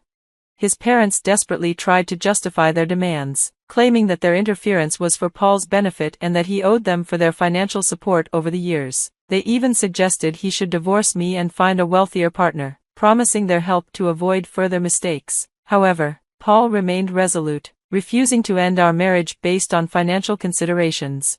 "I'm not divorcing Brenda just because she didn't receive an inheritance. I'm tired of being manipulated by your greed. From now on, you are no longer part of my life," he affirmed, choosing our love and integrity over their materialistic demands.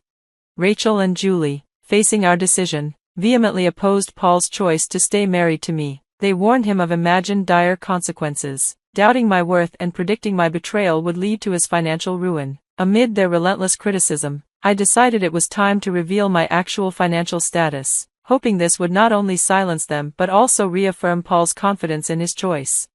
"There's no need to worry," I said calmly. "I'm not interested in Paul's money. I have my own financial resources, more than enough to support both of us." Their skepticism was immediate. "Stop pretending, Brenda. We're not fooled. We know you don't have the means," they retorted, convinced I was after Paul's wealth out of desperation and deceit. To their astonishment, I clarified, "Actually, I'm not in need. My bank account holds $65 million, a legacy from my father, not earned through my job but inherited directly." Their denial was instant. "That's impossible. You said your father left nothing behind," they argued, convinced I was trying to deceive them. Yet Paul signaled me to continue, fully aware of the truth. When I showed them my bank balance, their skepticism turned to shock. They couldn't believe their eyes and insisted, "This can't be real. You must have falsified these records." They questioned the source of my wealth. Given my earlier statement about my father's assets, I had left out one detail.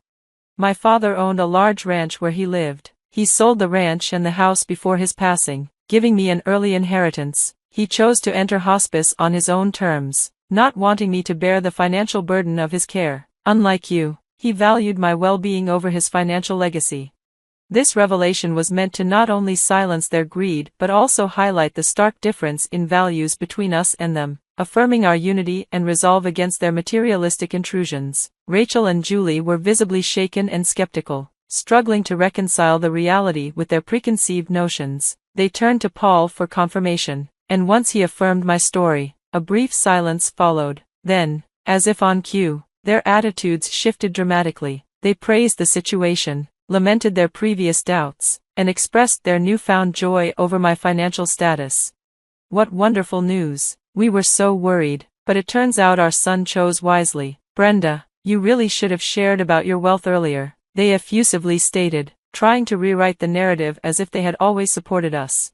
Paul's expression conveyed everything I needed to know. He was ready to confront the situation, and I trusted him to represent both of us. His frustration flared as he demanded an explanation from his parents, incredulous at their sudden shift from antagonists to would-be allies simply because money was now in the picture. "How can you even think of acting like family now, after everything you've said and done?" he challenged them. Their defense was weak, claiming ignorance due to my supposed secrecy about my financial situation. "We didn't know she was wealthy. Had we known, our reactions might have been different," they argued, hoping for a quick resolution and forgiveness. But Paul was resolute, his decision unwavering. "No, this is unforgivable. You've shown your true colors, prioritizing money over genuine concern and empathy. Right after Brenda's father's funeral, instead of offering support, you saw an opportunity to benefit yourselves. That's inexcusable," he continued, setting a firm boundary. "Your actions today have shown that we need to protect our peace and well-being from your toxicity. Leave our home, and do not expect any assistance from us moving forward. From now on, you're on your own." In that moment, Paul stood firm, prioritizing our dignity and the sanctity of our marriage over his parents' manipulative behavior, marking a decisive end to their influence in our lives. He made it clear that there would be no further financial assistance from us, stating they had forfeited any right to support given their actions. This announcement sparked an explosive reaction from Rachel and Julie. Their anger quickly turned to desperation as they pleaded not to be cut off from our lives. However, their pleas were met with indifference, especially from Paul, whose patience had worn thin. He warned them that if they refused to leave, he would involve the police. This ultimatum prompted their departure, though they continued to bombard us with calls and messages, leading us to block their numbers and warn them against further harassment under threat of legal action. In the days that followed, Paul took charge of handling the fallout with his parents, giving me the space to mourn my father. I spent this time reflecting on the cherished moments we shared. My father's foresight and selflessness were evident in his decision to sell his property, ensuring I wouldn't be burdened and even covering his hospice care with the proceeds, an ultimate act of parental love. Meanwhile, Paul grappled with the loss of his family ties. Although it was a liberation from their toxicity, he faced criticism from some for his stance. However, sharing the full extent of their behavior turned public opinion against Rachel and Julie, leaving them isolated in their disgrace. Our efforts to cut contact, including changing the locks, continued as their attempts to reach out persisted, leading us to consider legal restraining orders as a final measure. Amidst these challenges, we received the joyful news of my pregnancy. While it is bittersweet that my father won't be here to share in this new chapter, the anticipation of welcoming our child has brought Paul and me closer together, filling us with excitement and hope for the future. We look forward to embracing the joys of parenthood and cherishing every moment of this unexpected blessing.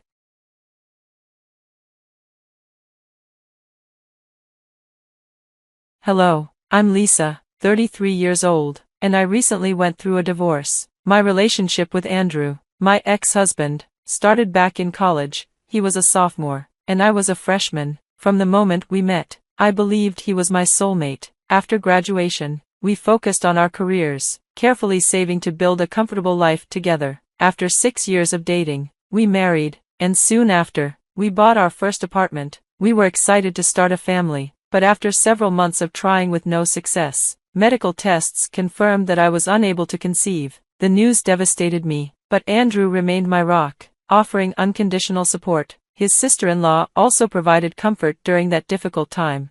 Over time, we slowly accepted the situation and even began to appreciate the flexibility and financial freedom that came without the responsibility of children. 3 years into our marriage, we decided to host Christmas since my parents were away on a cruise. Andrew's family, minus his parents, who made a quick visit before leaving on a road trip, came over. This included Andrew's brother Jacob, his wife Melissa, and their 4 children. Despite their financial struggles, Jacob and Melissa had 2 more kids after their first 2, a decision I found baffling but kept to myself.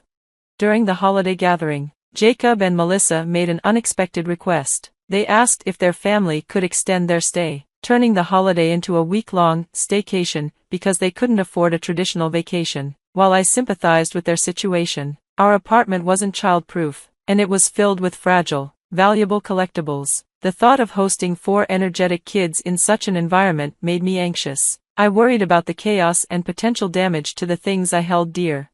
Reluctantly, I agreed to their stay but made it clear that they would need to take responsibility for any mishaps. Jacob promised their kids would behave, though I had my doubts. Our apartment was not equipped to handle a family of 6, and we had no extra storage space to protect my treasured items from the inevitable mayhem. However, the pressure from Melissa, Andrew, and Jacob's desperate plea made me feel like I had no choice but to say yes. Andrew wasn't happy with my hesitation. He accused me of being materialistic and cold-hearted, claiming that I didn't value family. His chilly silence after the argument only deepened the tension. I eventually apologized in an attempt to smooth things over, and Andrew reassured me that the holidays would be joyous, but that was far from reality.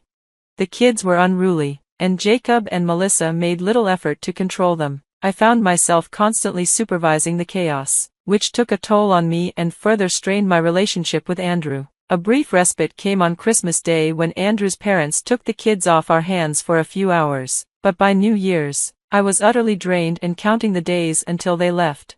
My exhaustion finally boiled over into an outburst far larger than intended, triggered by an incident that perfectly captured the chaos of Jacob and Melissa's stay. One afternoon, while the adults napped and I was left to manage the children, I stepped away briefly to wash my hands after changing a diaper. In that short time, the kids' curiosity drew them to a display case holding my most treasured trinkets, a situation I had dreaded from the beginning.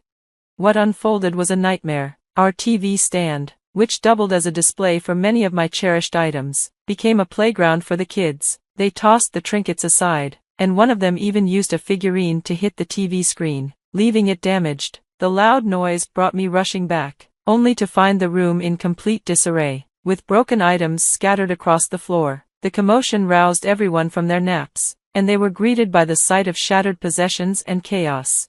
Overwhelmed by frustration and disbelief, I reacted immediately, unable to contain my anger at the damage done. Melissa and Jacob tried to downplay the incident as childish mischief, but my patience had run thin. Words were exchanged, and in the heat of the moment, Melissa said something deeply personal, a jab at my infertility. It cut me to the core. That comment marked a turning point. I demanded that they leave, and despite Andrew siding against me, I stood firm. I had been left to handle the kids throughout their stay, and this was the final straw.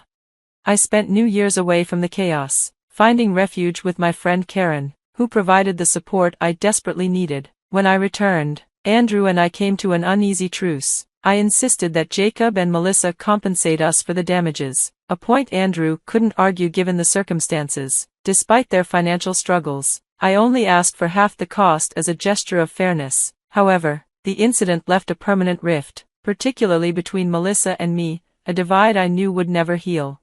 Months later, Andrew informed me that Jacob had received a major promotion and that they would soon be moving to another state. It was a fresh start for them, but for us, it closed a painful chapter, marked by unresolved tensions and what felt like unhealed wounds.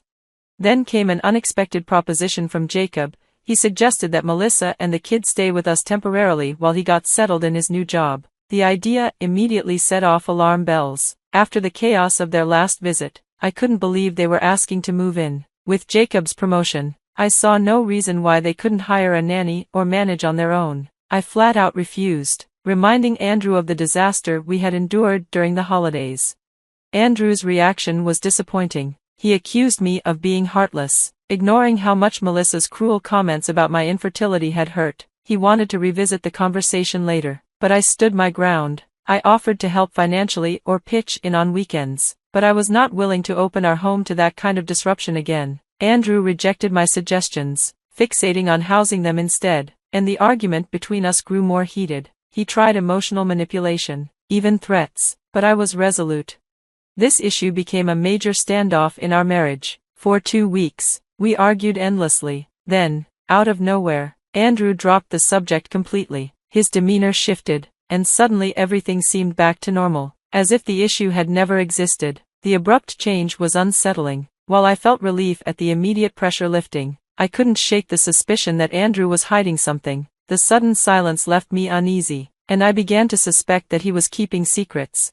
I couldn't ignore the urge to investigate once he had fallen asleep. Despite knowing it was an invasion of privacy, my intuition compelled me to dig deeper. My initial exploration into his conversations with Jacob quickly revealed a thank you message for helping Melissa and her children, confirming my fears of hidden plans. Further digging exposed exchanges with Melissa herself, where Andrew had promised her a place in our home. Specifically, my room was to be sacrificed as a lesson for my reluctance to help. This betrayal was a heavy blow. Our rooms were sacred spaces filled with personal treasures, and mine also served as my office. The thought of losing my private sanctuary was unbearable.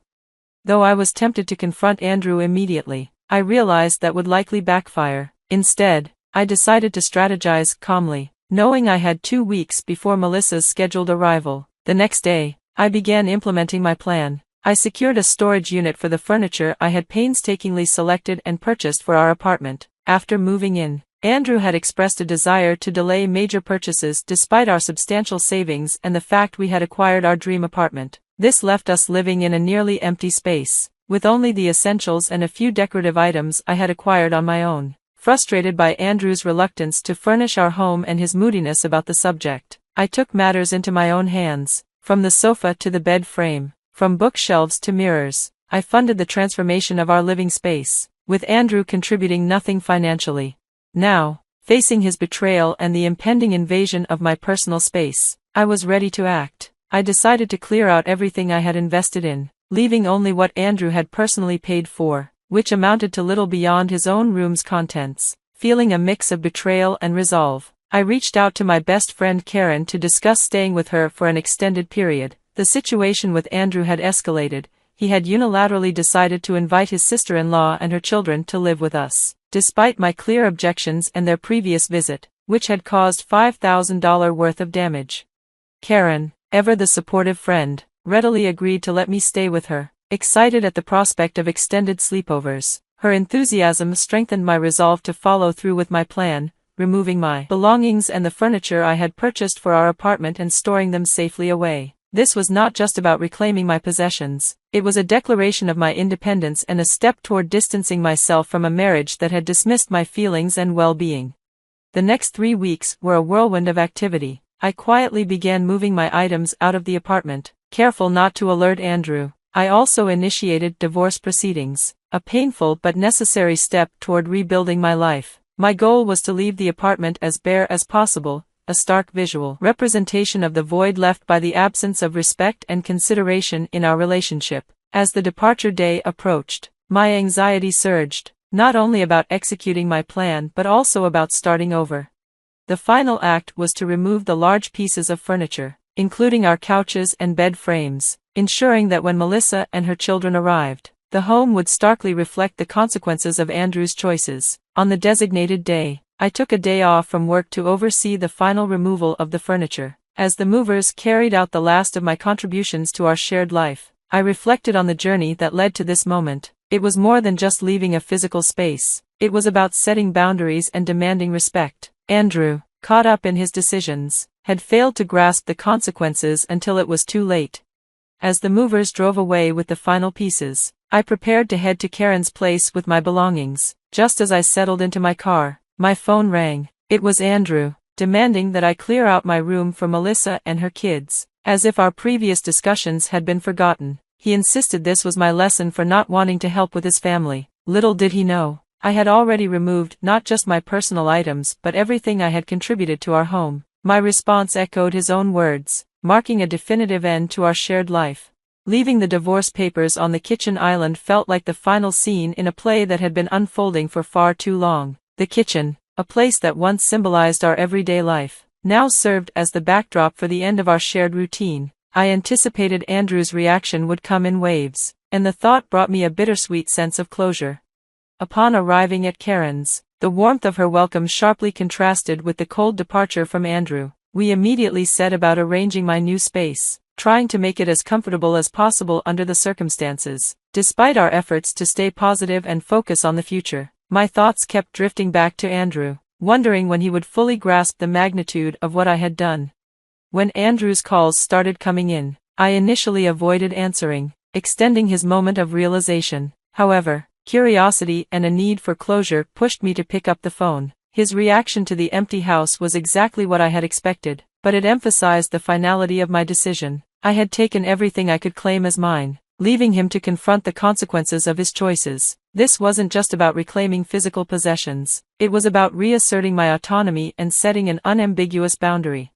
The road ahead would undoubtedly be difficult, but with Karen's support and my renewed determination, I felt ready to embrace a new beginning. In the aftermath of Andrew's unilateral decision to host Melissa and her children, despite my explicit objections, I found myself justifying my actions. I had furnished our home on my own, and after Andrew failed to live up to his promise of contributing, I felt justified in reclaiming what was rightfully mine. His concern about what Melissa and the children would do with the empty house fell on deaf ears. I had warned him against inviting them due to the past damages they had caused, and his pleas seemed to ignore my boundaries and the chaos they had previously brought into our lives.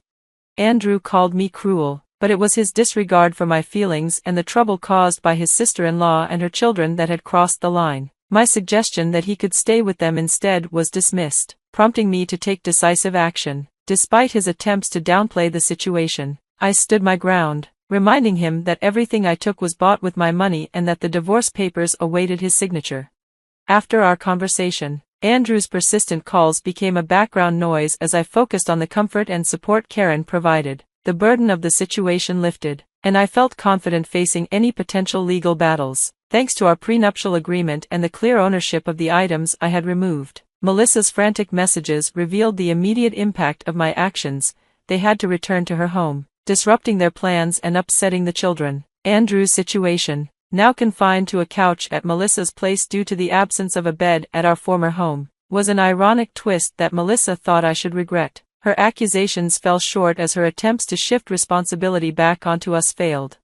Months have passed, and my life has improved significantly. Living with Karen has been a joyful experience, to the point where we're considering making it a permanent arrangement. Through it all, I've learned the importance of standing firm in my decisions and the peace that comes from removing oneself from toxic situations. Looking back, I view this chapter as a closed book, one that ended with me finding a happier, more fulfilling path.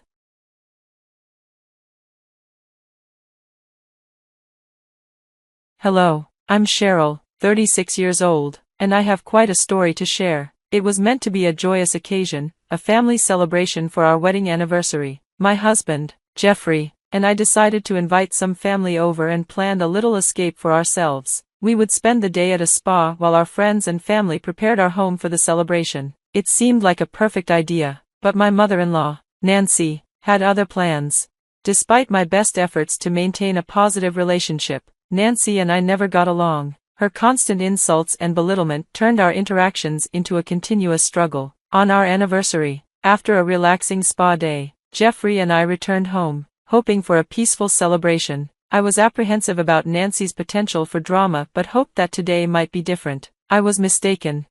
As we walked into our home, the atmosphere was far from welcoming. Instead of the festive cheer we anticipated, the room was filled with cold, uncomfortable stares, mostly directed at me. The harshest gaze came from Nancy.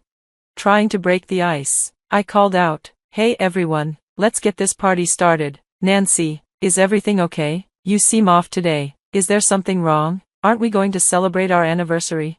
Nancy responded sharply, "Oh, Cheryl, I wish I could congratulate you, but unfortunately, that won't be happening." Confused, I asked, "Why not?" Nancy accused, "Because Cheryl is a thief." I was taken aback. "What are you talking about? This is my home, Jeffrey's and mine. Why are you making such accusations?" Nancy continued, "She's taken everything from you. First, she drove a wedge between you and me, and now she's trying to claim this house." I was stunned. "What are you even saying? Mom, this is where I live with Jeffrey. Why are you making such a terrible statement?" I had hoped for a warm celebration, but I see now I was wrong. "Your negativity has clearly spoiled everything." Nancy's accusations escalated. "Stop being so selfish. Cheryl, you have no right to be upset. I'm the one who has reason to be frustrated." "Mom, I'm not sure what's happening, but let's discuss this privately." Nancy dismissed my request. "No need for that. I've already shared everything with the guests here. They agree with me and believe this house is rightfully mine. As Jeffrey promised, I'll clear things up."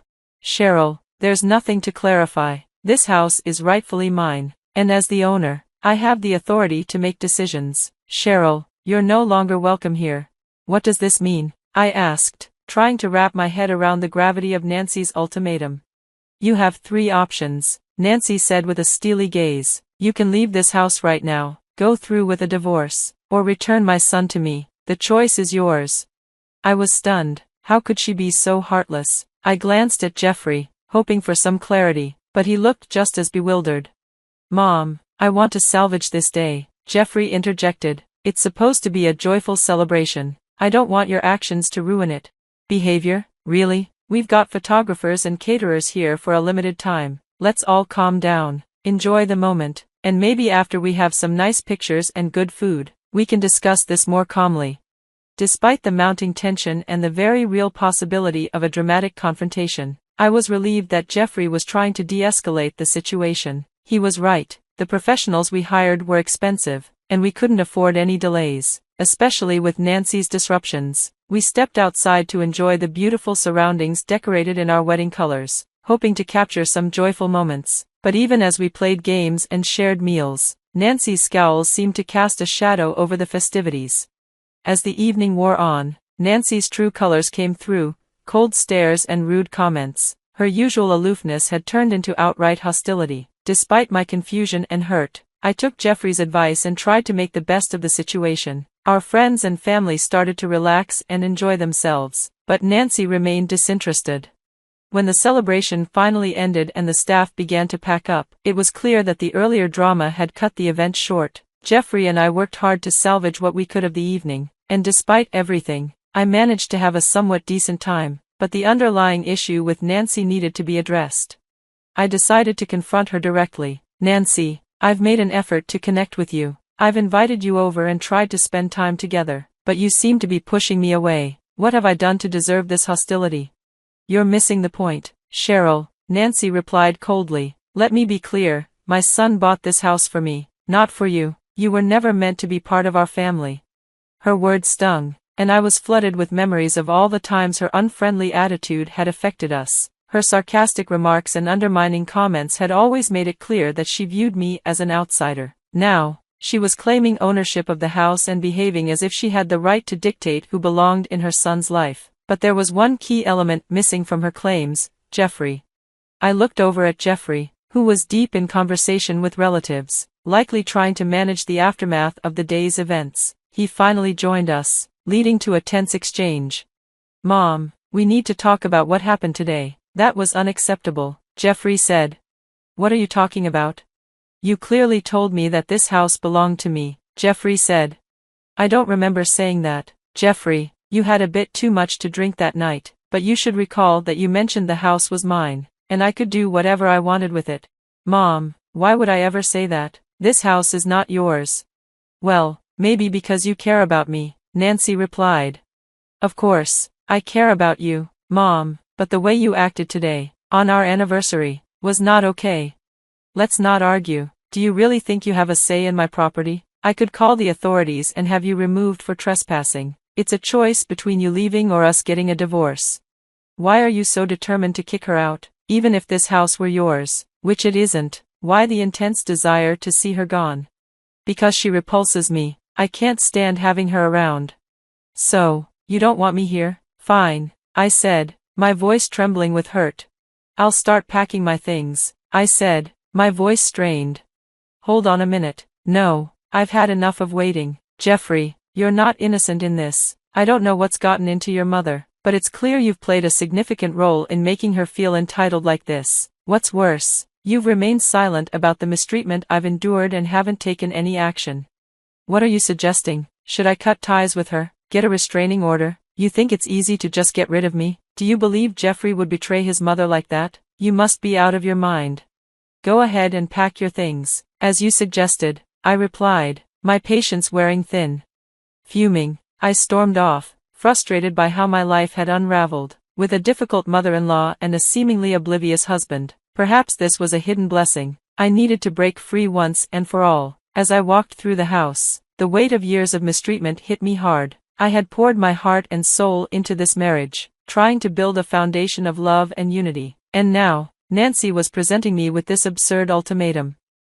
Considering divorce was agonizing, especially when simply leaving her house seemed like the easier option. I was fed up with the chaos and needed to leave to salvage whatever peace remained in my life. Tears streamed down my face as I packed my belongings. The night promised to be long and emotional, but I was determined to finish quickly and avoid Nancy's presence. Heading to the study, I gathered my documents, books, and files. When I came across the house deed, I was taken aback. I wondered why it had been left out carelessly, but I was grateful it was. As I examined the documents, I realized something crucial and stopped packing. This was too important to ignore. Outside, I found Jeffrey and Nancy still locked in a heated argument. I don't know what you're talking about, Mom. I never transferred ownership of this house to you, Jeffrey insisted. Oh, then why do the papers say otherwise? Nancy retorted. What papers? I saw Nancy frantically searching through her purse, unable to find what she was looking for. Are you looking for these? I asked, holding up the documents. Nancy's face twisted into a scowl, but I held my ground, no longer the accommodating person I once was. It was time to assert my rightful claim. After thoroughly examining the documents, there was no indication that Nancy owned the house. The papers clearly showed only Jeffrey's and my names. What? This can't be right. Jeffrey reassured me. Whatever she told you was clearly incorrect. I have the authentic papers right here. Go ahead, check for yourself, read them and accept the reality. Nancy abruptly grabbed the documents from me, scanning them with growing frustration. There was no mention of her name anywhere. Suddenly, she looked unwell. The other guests watched in surprise as her face went pale, her eyes rolled back, and she fainted, hitting the ground with a thud. Gasps filled the room as Jeffrey quickly carried her inside. We did our best to cool her down and hoped she would regain consciousness soon. After about 5 minutes, she came to, confused about what had happened. She accused me of causing her distress, but I assured her that I had merely revealed the truth.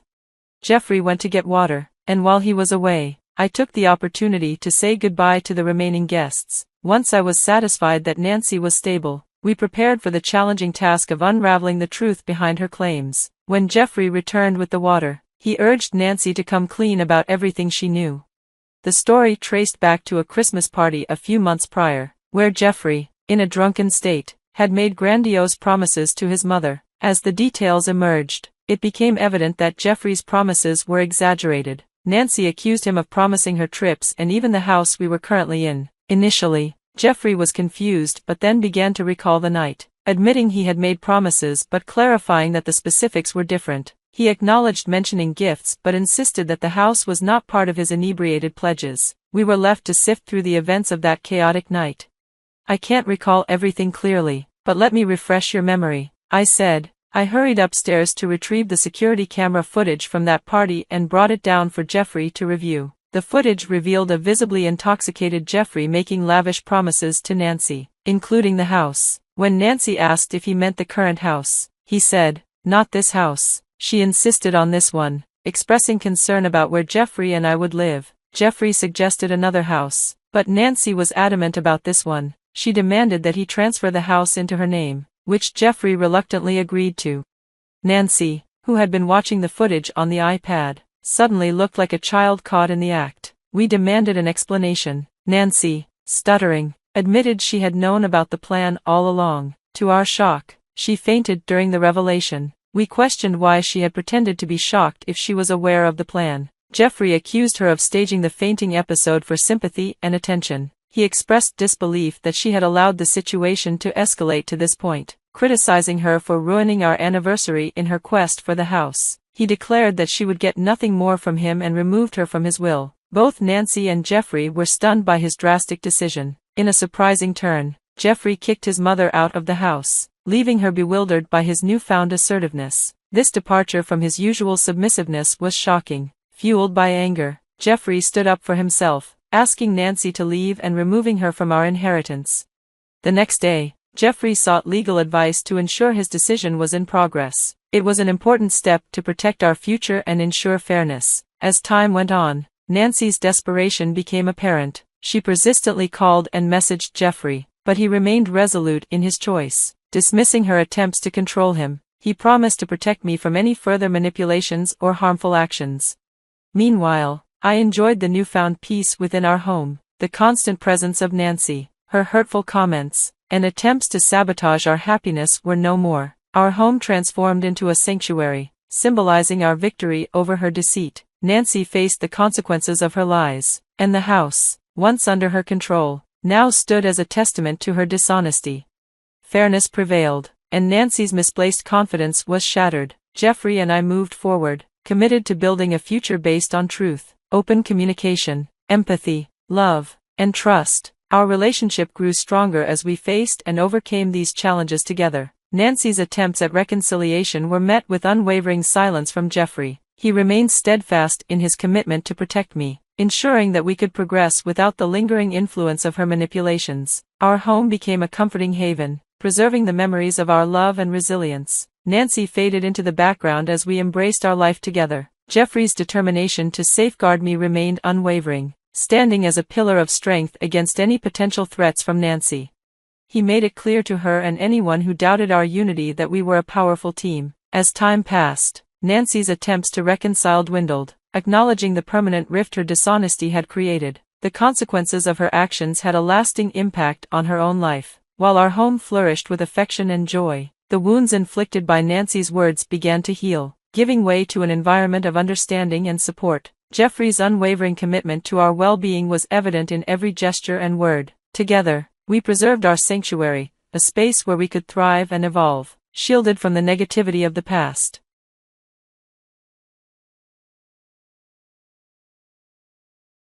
Hello everyone, I'm Kimberly, and I'd like to share a story about my overly involved mother-in-law, Patricia.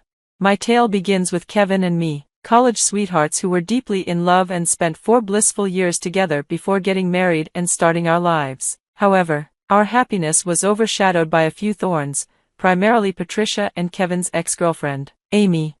Kevin and Amy had a 2-year history that ended abruptly when Amy was unfaithful with one of Kevin's friends. Heartbroken, Kevin ended the relationship immediately. Despite the breakup, Amy's feelings for Kevin lingered, leading her to make repeated attempts to disrupt our peace. Patricia's involvement in this drama was particularly challenging for me. Not only did she have a soft spot for Amy, but she also supported Amy's attempts to rekindle things with Kevin, undermining our relationship in the process. Although I tried to maintain a polite demeanor with Patricia, a genuine connection remained elusive. This rift widened after an accident left me partially disabled and forced me to leave my job. Kevin, ever supportive, suggested I focus on our home life, which only fueled Patricia's criticisms. She saw me as a burden, questioning my ability to care for Kevin and accusing me of exploiting his kindness. Kevin, undeterred by his mother's harsh words, stood by our love, insisting that our mutual affection was what mattered most. Yet Patricia continued to push the idea that Kevin should reconsider his relationship with Amy, whom she believed was still a suitable match for him. Patricia's persistent comparisons of me to Amy, along with her efforts to arrange meetings between Kevin and Amy, strained our relationship to its breaking point. This ongoing tension and Patricia's relentless disparagement eventually led us to relocate to another city. Seeking distance from the negativity, Patricia blamed me for this decision, failing to recognize that her actions had driven us away. Ultimately, it was Kevin who insisted on the move, worn out by the constant interference from his mother and Amy. Despite his attempts to set clear boundaries, Patricia's intrusive behavior continued. Relocating seemed to be our only escape. After the move, Patricia's meddling in our lives decreased significantly, granting us a brief period of happiness. However, about 7 months later, Patricia showed up unannounced at our door, claiming she had been evicted and had nowhere else to go. Kevin was visibly distressed, but after discussing it, we decided to let her stay in hopes of mending their strained relationship. Unfortunately, Patricia had other plans. Fast forward another 7 months, and Amy reappeared in our city. Patricia immediately informed Kevin, portraying Amy as a victim of an abusive relationship and suggesting he reconnect with her for old time's sake. Kevin was torn. Despite his past discomfort with Amy, Patricia's appeal to his empathy weighed heavily on him. Reluctantly, with my approval, Kevin reached out to Amy, hoping to offer support as a friend. However, it wasn't long before Amy began pushing for more, with Patricia endorsing this idea and shocking us both with their blatant disregard for our marriage. Kevin confided in me, suspecting a manipulative scheme behind their actions. His suspicions were confirmed when we learned from a friend of Amy's that Amy had fabricated her circumstances to get closer to Kevin, following Patricia's guidance. The revelation was infuriating, uncovering a level of deceit we hadn't anticipated. Kevin struggled to come to terms with his mother's involvement in such a scheme. Determined to confront the issue, we decided to address Patricia directly. While Amy's deceit was irrelevant to us now, Patricia's betrayal felt deeply personal. She had taken advantage of our hospitality while orchestrating a plan to undermine our relationship. The audacity of their scheme was astonishing, and we knew we had to take a stand against such manipulation. Dealing with the betrayal and breach of trust from Patricia was incredibly painful. With heavy hearts, Kevin and I knew we had to confront the issue directly. Summoning our courage, we sat Patricia down for an important conversation. Kevin began by expressing his discomfort with Patricia's encouragement of an affair with Amy, emphasizing how disrespectful it was to both me and our marriage. Patricia dismissed his concerns, suggesting that he was being overly sensitive and insisting that Amy was a better match for him than I could ever be. Her blatant disregard for our relationship and her son's feelings was shocking. I spoke up, questioning Patricia's inability to respect our marriage, but she retorted harshly, calling me an annoyance. Kevin defended me, making it clear that Patricia's behavior and comments were unacceptable. When confronted with the lie about Amy's supposed abusive ex-boyfriend, Patricia momentarily lost her composure, exposing her deceit. However, she quickly reverted to a defensive stance, justifying her actions with a misguided belief that Kevin belonged with Amy. Her admission of preferring Amy over me, her lack of remorse, and her cruel remarks were deeply hurtful. Patricia openly wished for Kevin to leave me for Amy, revealing her disregard for our happiness and the sanctity of our marriage. The conversation reached a breaking point when Patricia hinted that Kevin was seeing things her way and suggested that a divorce was imminent, with Amy taking my place. This unfounded and hurtful claim was more than I could tolerate. Patricia's relentless pursuit of this fantasy, despite the emotional harm it caused, showed a profound lack of empathy for the real toll her actions had taken on us. Patricia's indifference had already left me seething, but her latest comments were the final straw. Kevin was visibly shaken, clearly stunned by his mother's audacity. In response to Patricia's provocations, I found myself driven by a mix of anger and determination. I faced her directly, challenging her preference for Amy over me and her belief that Amy would make a better daughter-in-law. Patricia's unwavering assertion that Amy was superior only fueled my resolve. With a calm but firm tone, I told Patricia that her time in our house was over. She could either choose to live with Amy, whom she so admired, or find another place to stay, but she could no longer remain with us. I gave her a deadline of a few weeks to make arrangements to move out.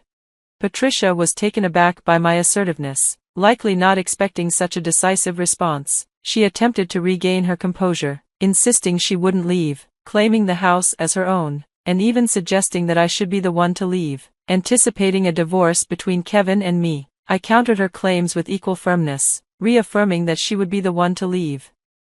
I made it clear to Patricia that the house was not hers to claim and dismissed her delusional expectations of staying. Her assertion that she had a right to live there because she was Kevin's mother was met with my laughter. Her assumption that Kevin would side with her and Amy while I was somehow the outsider in my own home was absurd. Patricia's confusion at my reaction, combined with Kevin's growing anger, highlighted the ridiculousness of the situation. She had indeed brought out the big guns, but her arguments were based on faulty assumptions and wishful thinking rather than the reality of our shared life and home. As Patricia continued to insist on her place in the house and Kevin's supposed ownership of it, I couldn't help but laugh at her claims. Her belief in a scenario where she, Kevin, and Amy would live happily ever after in our home, excluding me, was not only delusional but also a gross underestimation of the strength and resilience of our marriage. Patricia seemed convinced that Kevin would eventually leave me for Amy, envisioning a future where they would be together. Mom, where are you getting these ideas? Do you honestly think I'd betray the woman I love? Kevin's frustration was evident as he confronted his mother's baseless beliefs. Patricia attempted to justify her actions by claiming she had given Amy Kevin's number because Amy was supposedly distraught over losing him. She argued that Kevin shouldn't settle for me when he could be with Amy, whom she believed he truly loved. Kevin stood firm, reiterating his commitment to me. Mom, I'm going to say this one last time, I'm not leaving Kimberly. She's my everything, and Amy is in the past. I've made this clear to everyone involved. Patricia seemed stunned by Kevin's unwavering loyalty and defense of our marriage, clearly not expecting such a strong rebuke from her son. In response to Patricia's obstinate fantasies, I firmly told her that her manipulation and interference were unwelcome. I informed her that it was time for her to find a new place to live. Patricia was in disbelief, insisting that Kevin was just upset and would eventually come around to her way of thinking. Patricia's refusal to accept that Kevin and I were united against her scheme was staggering. She even claimed that the house belonged to Kevin and that he could decide who stayed and who left. That's when I revealed a crucial piece of information that left her speechless. The house was actually mine, purchased with my inheritance. This revelation shattered her assumptions about my role and capabilities within our family. Despite my previous attempts to maintain a cordial relationship with Patricia, it became clear that her presence in our home was toxic. Her relentless attempts to sabotage my marriage under the guise of caring for Kevin were egregious. The fact that she had been living comfortably off us while plotting to break us apart only added insult to injury. Even faced with the truth about the house and Kevin's unwavering commitment to our marriage, Patricia's delusions remained intact. Her refusal to accept reality was a stark reminder of her willingness to go to great lengths to fulfill her own desires, regardless of the harm it caused. When Patricia accused me of lying about the house's ownership, Kevin stepped in to confirm the truth. The house was indeed mine, bought with my inheritance, Kevin stated firmly. Patricia's assumption that marital ties made it equally Kevin's house, and thus that he would shield her from any consequences, quickly crumbled under the weight of reality. Kevin's stance was clear: even if this was my house, Mom, your actions have gone too far. You've tried to sabotage my marriage. Why would I let that slide? Patricia's realization that her son was serious about enforcing my decision to have her move out sent her into a state of panic. In a last-ditch effort to garner sympathy, Patricia began to cry, attempting to portray herself as a misguided victim who only wanted the best for Kevin. However, both Kevin and I saw her tears for what they were: manipulative tactics. Mom, you intended to break up my marriage. That's unforgivable, Kevin declared, He reminded her of the generosity we had shown by providing for her, only for her to repay us with deceit and manipulation. It was clear that her stay in our home was over, and any future relationship would need serious reconsideration. Kevin's unwavering stance marked a definitive end to Patricia's influence in our household. He understood the importance of standing by me, emphasizing that her betrayal was not something we could overlook. Patricia was to leave our home and give us the space we needed to heal and decide if any form of relationship could be salvaged in the future. This was a pivotal moment for us, where Kevin proved his dedication to our marriage and to setting boundaries with his mother. Patricia's eviction wasn't just about reclaiming our space. It was a necessary step in protecting the sanctity of our relationship and ensuring our home remained a place of love and trust. Patricia's situation had spiraled beyond her control. What she envisioned as a future with Kevin and Amy together had crumbled, leaving her facing eviction and a severed relationship with her son. In desperation, Patricia pleaded with us, arguing that her actions were a minor error and promising to speak with Amy about backing off. Despite her pleas, our decision was firm. The damage was done, and her betrayal was too great to overlook. We requested a move-out date within the month, emphasizing the finality of our decision. Patricia attempted to appeal to the familial bond, claiming she was ready to mend our relationship and that we could overcome this hurdle together. However, my patience had worn thin, and her reluctance to provide a specific moving date led me to pursue an eviction notice, a step I hoped would underscore the seriousness of the situation. Patricia, shocked by my resolve, turned to Kevin for support, but he stood by me, even offering to help pack her bags, signaling a united front against her manipulations. Patricia's attempts to negotiate fell on deaf ears as we distanced ourselves, seeking solace and privacy to discuss the toll her actions and Amy's involvement had taken on us. Kevin expressed regret for not recognizing the extent of the manipulation sooner, and together we decided to seek couples counseling to repair the emotional damage inflicted during Patricia's stay. The following day, Patricia persisted in her attempts to elicit forgiveness, oscillating between feigned remorse and anger when her efforts were rebuffed. Her antics only strengthened my resolve to see her removed from our home. Accompanied by Kevin, I visited a lawyer to initiate the eviction process. When we returned and informed Patricia of the official notice, she reacted with disbelief, perhaps hoping her outburst would make us reconsider. But her strategy was ineffective. Her continued attempts to sway us eventually ceased as the reality of her situation settled in.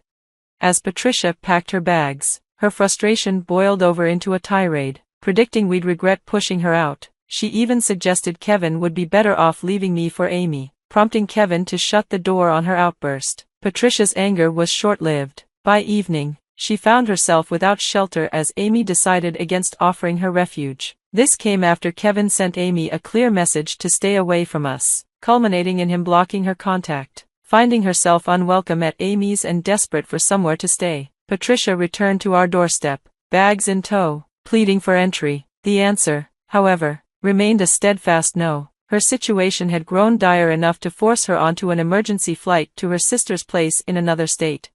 Kevin and I continued with our therapy sessions, uncovering and addressing many underlying issues. Thankfully, we've seen significant improvement in our relationship. The absence of Patricia's disruptive presence has been notably beneficial, reinforcing Kevin's decision to cut ties permanently. We informed his aunt of this decision, understanding she was now Patricia's host. While Patricia reacted with expected outrage, her sister showed understanding towards our stance and assured us she'd help maintain our desired distance from Patricia. The peace that has since enveloped our lives is palpable, underscoring the toxicity we've managed to eliminate. This experience has taught us the value of setting boundaries and the importance of removing negative influences from our lives. If I could offer a piece of advice, it would be this: if you find yourself dealing with a toxic individual, especially one as close as a family member, taking steps to protect your peace and happiness is crucial, just as we did with Patricia.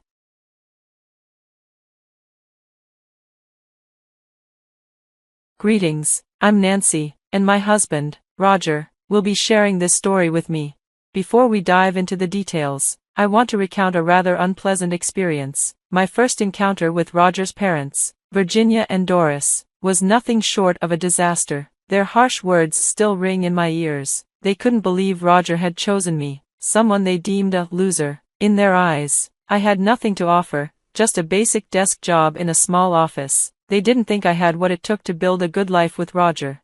But Roger stood by me, insisting that love was far more important than material wealth. His parents, however, were relentless, focused solely on financial status. They made it clear, if I didn't meet their standards, I couldn't be their daughter-in-law. They even urged Roger to find someone else. I was shocked, but Roger didn't waver. He told them he was committed to marrying me. When he revealed his plan to propose, I was stunned. While I'd hoped for a future with him, I hadn't expected it to happen so soon. But beyond that, it was Virginia and Doris's attitude that truly shocked me.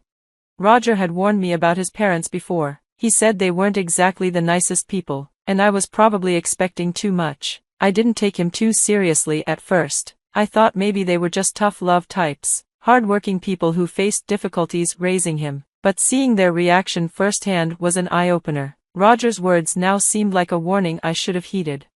"Nancy," Roger said, "you have to understand the truth about my parents. They may have helped put me through college, but it wasn't out of kindness. It was driven by their greed. They've always wanted me to marry into money. They see my future wife's wealth as their key to an easy life. I used to be blind to it, but now I see how selfish they are." My parents, on the other hand, were wonderful. Even Roger agreed. Despite his strained relationship with his own parents, he still supported them financially. They used guilt as a weapon, reminding him of the sacrifices they'd made. When I finally met them, I realized just how toxic they were. Despite Virginia and Doris's objections, Roger proposed, and we got married. Although they threatened not to attend the wedding, they showed up, albeit reluctantly. Roger had to convince them, stressing that I wasn't some destitute orphan. Their attendance was only secured and they learned my father owned a house and some property. It was clear, they only cared about what they could gain.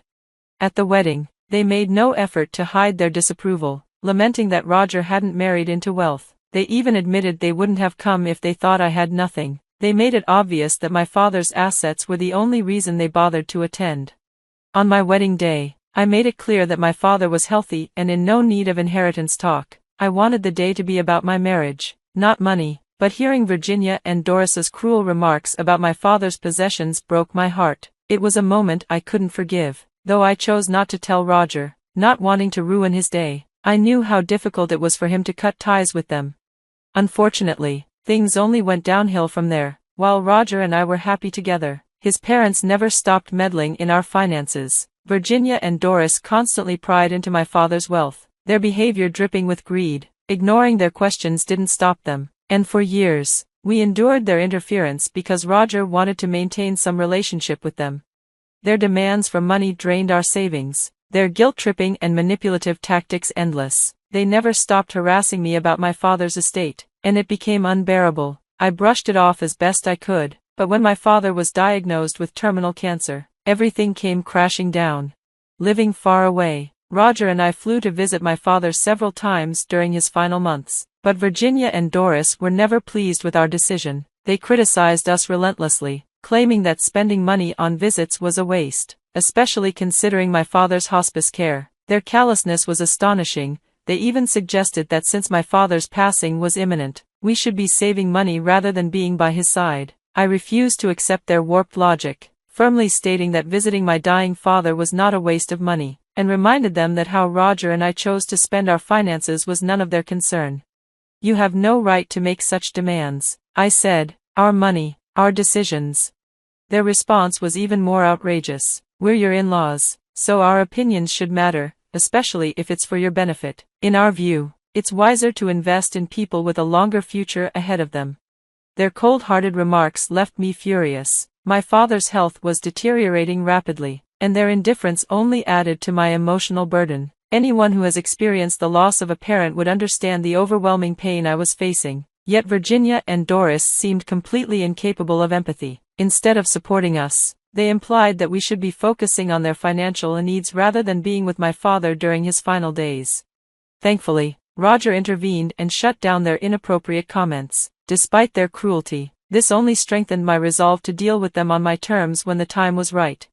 Sadly, my father passed away just 4 months after his diagnosis, leaving me heartbroken. Watching his health decline had been excruciating, and though I had known this day would come, nothing could prepare me for the loss. Roger stood by my side, my rock during this difficult time, as we traveled to my father's hometown to make the funeral arrangements. During this already painful period, Virginia and Doris bombarded me with questions about the inheritance and funeral expenses, showing a complete lack of decency. While we were disgusted by their behavior, Roger and I decided to hold off on confronting them. We knew they would eventually face the consequences for their actions. And sure enough, as soon as we returned home, Virginia and Doris wasted no time. They immediately cornered us, asking intrusive questions about my inheritance and making assumptions about my father's house. Their insensitivity left me speechless, and Roger was visibly frustrated. "Nancy, stop being so melodramatic," Virginia snapped. "Ever since Roger married you, we've all wondered why. You don't have an impressive job, and frankly, you're not much to look at." Mason and I couldn't help but speculate. Maybe it's about the money? Roger was livid. "Mom, what is wrong with you? How can you insult me and my wife like that? We married for love. As I've told you over and over, at least have the decency not to bring this up now." "Oh, Roger, don't be so dramatic. We're just asking your wife a simple question. She can answer, and then we can move on. Frankly, we'd be thrilled if you married her for financial reasons. It would be wonderful to know you've secured such a prize." "Are you seriously accusing your own son of being a gold digger?" I shouted, my anger boiling over. "You two are despicable. I can't believe a man like Roger came from people as vile as you." Virginia waved her hand dismissively. "Enough of the small talk. Nancy, tell us about the inheritance. This is the moment I've been waiting for. Roger mentioned your father had a large house, so let's hear it. Buy us a house, and we'll make good use of the money. After all, we're your parents now."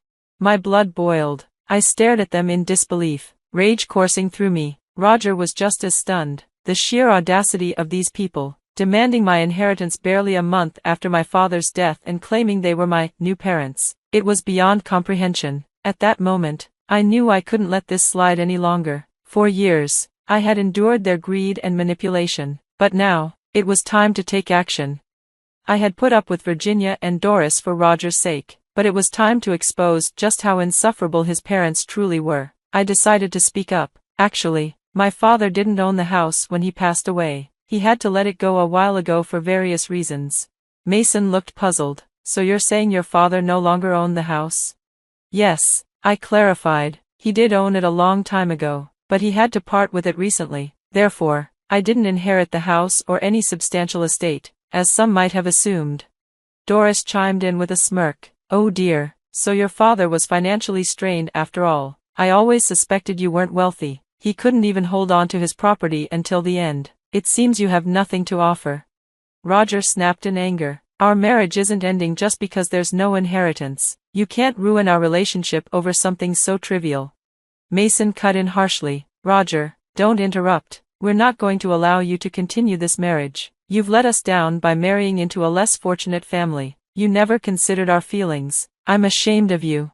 Turning to me, Nancy said, "I'm sure you tricked my son into marrying you. People like you use deceitful tactics to snare men. Your real plan was to cut us off and enjoy my son's wealth." "Well, Nancy, I won't let that happen." Mason and Doris relentlessly pressured Roger to divorce me, insisting he marry someone wealthy so they could live the luxurious life they always dreamed of. Roger was breaking down, and I knew I needed to help him make a decision. I confronted him, asking if he was willing to let his parents manipulate our lives in such a way. I had kept my concerns to myself, respecting his guilt over severing ties, but it was clear that something had to change. Roger expressed his frustration, admitting he had reached his breaking point. He recognized his parents' true nature and how they had exploited him for years. He concluded he could no longer tolerate their demands.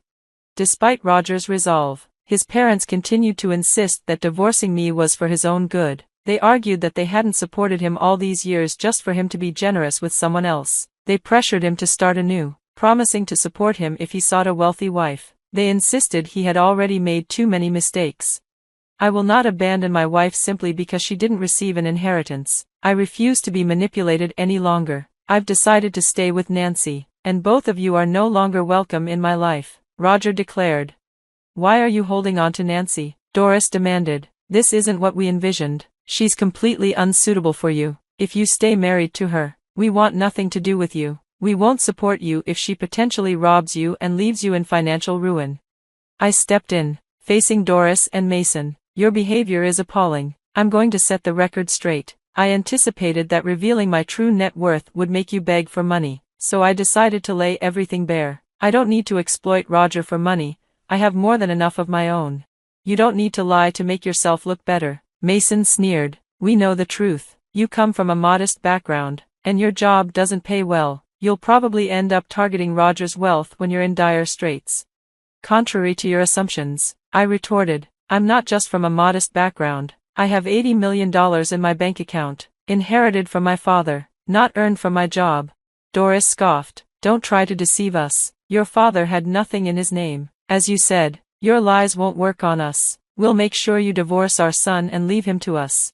Despite Roger's fury, he signaled for me to continue. Understanding the gravity of the situation, I revealed my bank account balance, and Mason and Doris were stunned, insisting it must be a fabrication. You claimed I didn't receive an inheritance and that my father didn't own his house until the end. So where did this sudden influx of money come from?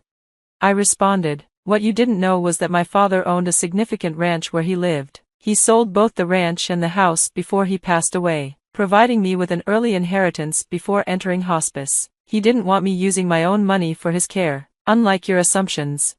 Mason and Doris were clearly taken aback, struggling to accept this new information. They looked at each other in disbelief, then suddenly their demeanor shifted. They expressed relief and joy, now pleased that my father had left me financially secure. They admitted their previous doubts, claiming they had misjudged the situation. They insisted that, since the financial aspect was resolved, there was no reason for me to leave Roger. They even went so far as to say they now considered themselves like my own parents. Seeing that my point had been made, I chose not to engage further in frustration and let Roger handle the situation. Roger, visibly upset, confronted his parents about their audacity to demand financial support. He reminded them of their earlier threats to end our marriage and criticized their abrupt change of heart, asserting that I was now family. His parents backtracked, offering apologies and attributing their previous behavior to their misunderstanding of the situation. Despite their apologies, I firmly rejected any idea of reconciliation. I expressed my deep resentment, emphasizing how their actions had disrupted my mourning for my father. Their behavior had caused wounds too deep to heal or forgive. I believe enough time has passed, and given the contempt you've shown toward me, there's no reason to keep you in my life. I'm prioritizing my own well-being and that of my wife. Therefore, I'm insisting that you leave my house immediately. Any thoughts of returning in the future are out of the question. Financial support from me will cease, as you no longer deserve any assistance. Mason and Doris reacted with desperation, begging us not to cut ties. Unmoved, Roger even threatened to involve the police if they didn't leave our home immediately. They eventually departed but continued to bombard us with calls and messages, leading us to block their numbers and warn them of legal consequences if their harassment continued. In the days that followed, Roger took charge of managing the fallout with his estranged family, giving me the space to grieve properly. Reflecting on my father's life, I was struck by his profound kindness. Despite my reluctance to move, he sold his property to spare me the burden and used the proceeds to cover his hospice care, a testament to his selflessness. Although I deeply miss him, I cherish the memories of the wonderful person he was. Meanwhile, Roger faced his own challenges, grappling with grief for different reasons. Although freed from his toxic family, he endured criticism for abandoning them. However, these judgments faded once he shared the full story, revealing the true nature of Mason and Doris, which left everyone who knew them appalled. Despite our efforts to sever contact, changing locks and blocking numbers, they persist in their pursuit, leading us to consider obtaining restraining orders. On a brighter note, amidst the turmoil, I've recently discovered that I'm pregnant. While it's sad that my father won't be a part of my child's life, Roger and I are finding joy in preparing for our little one's arrival.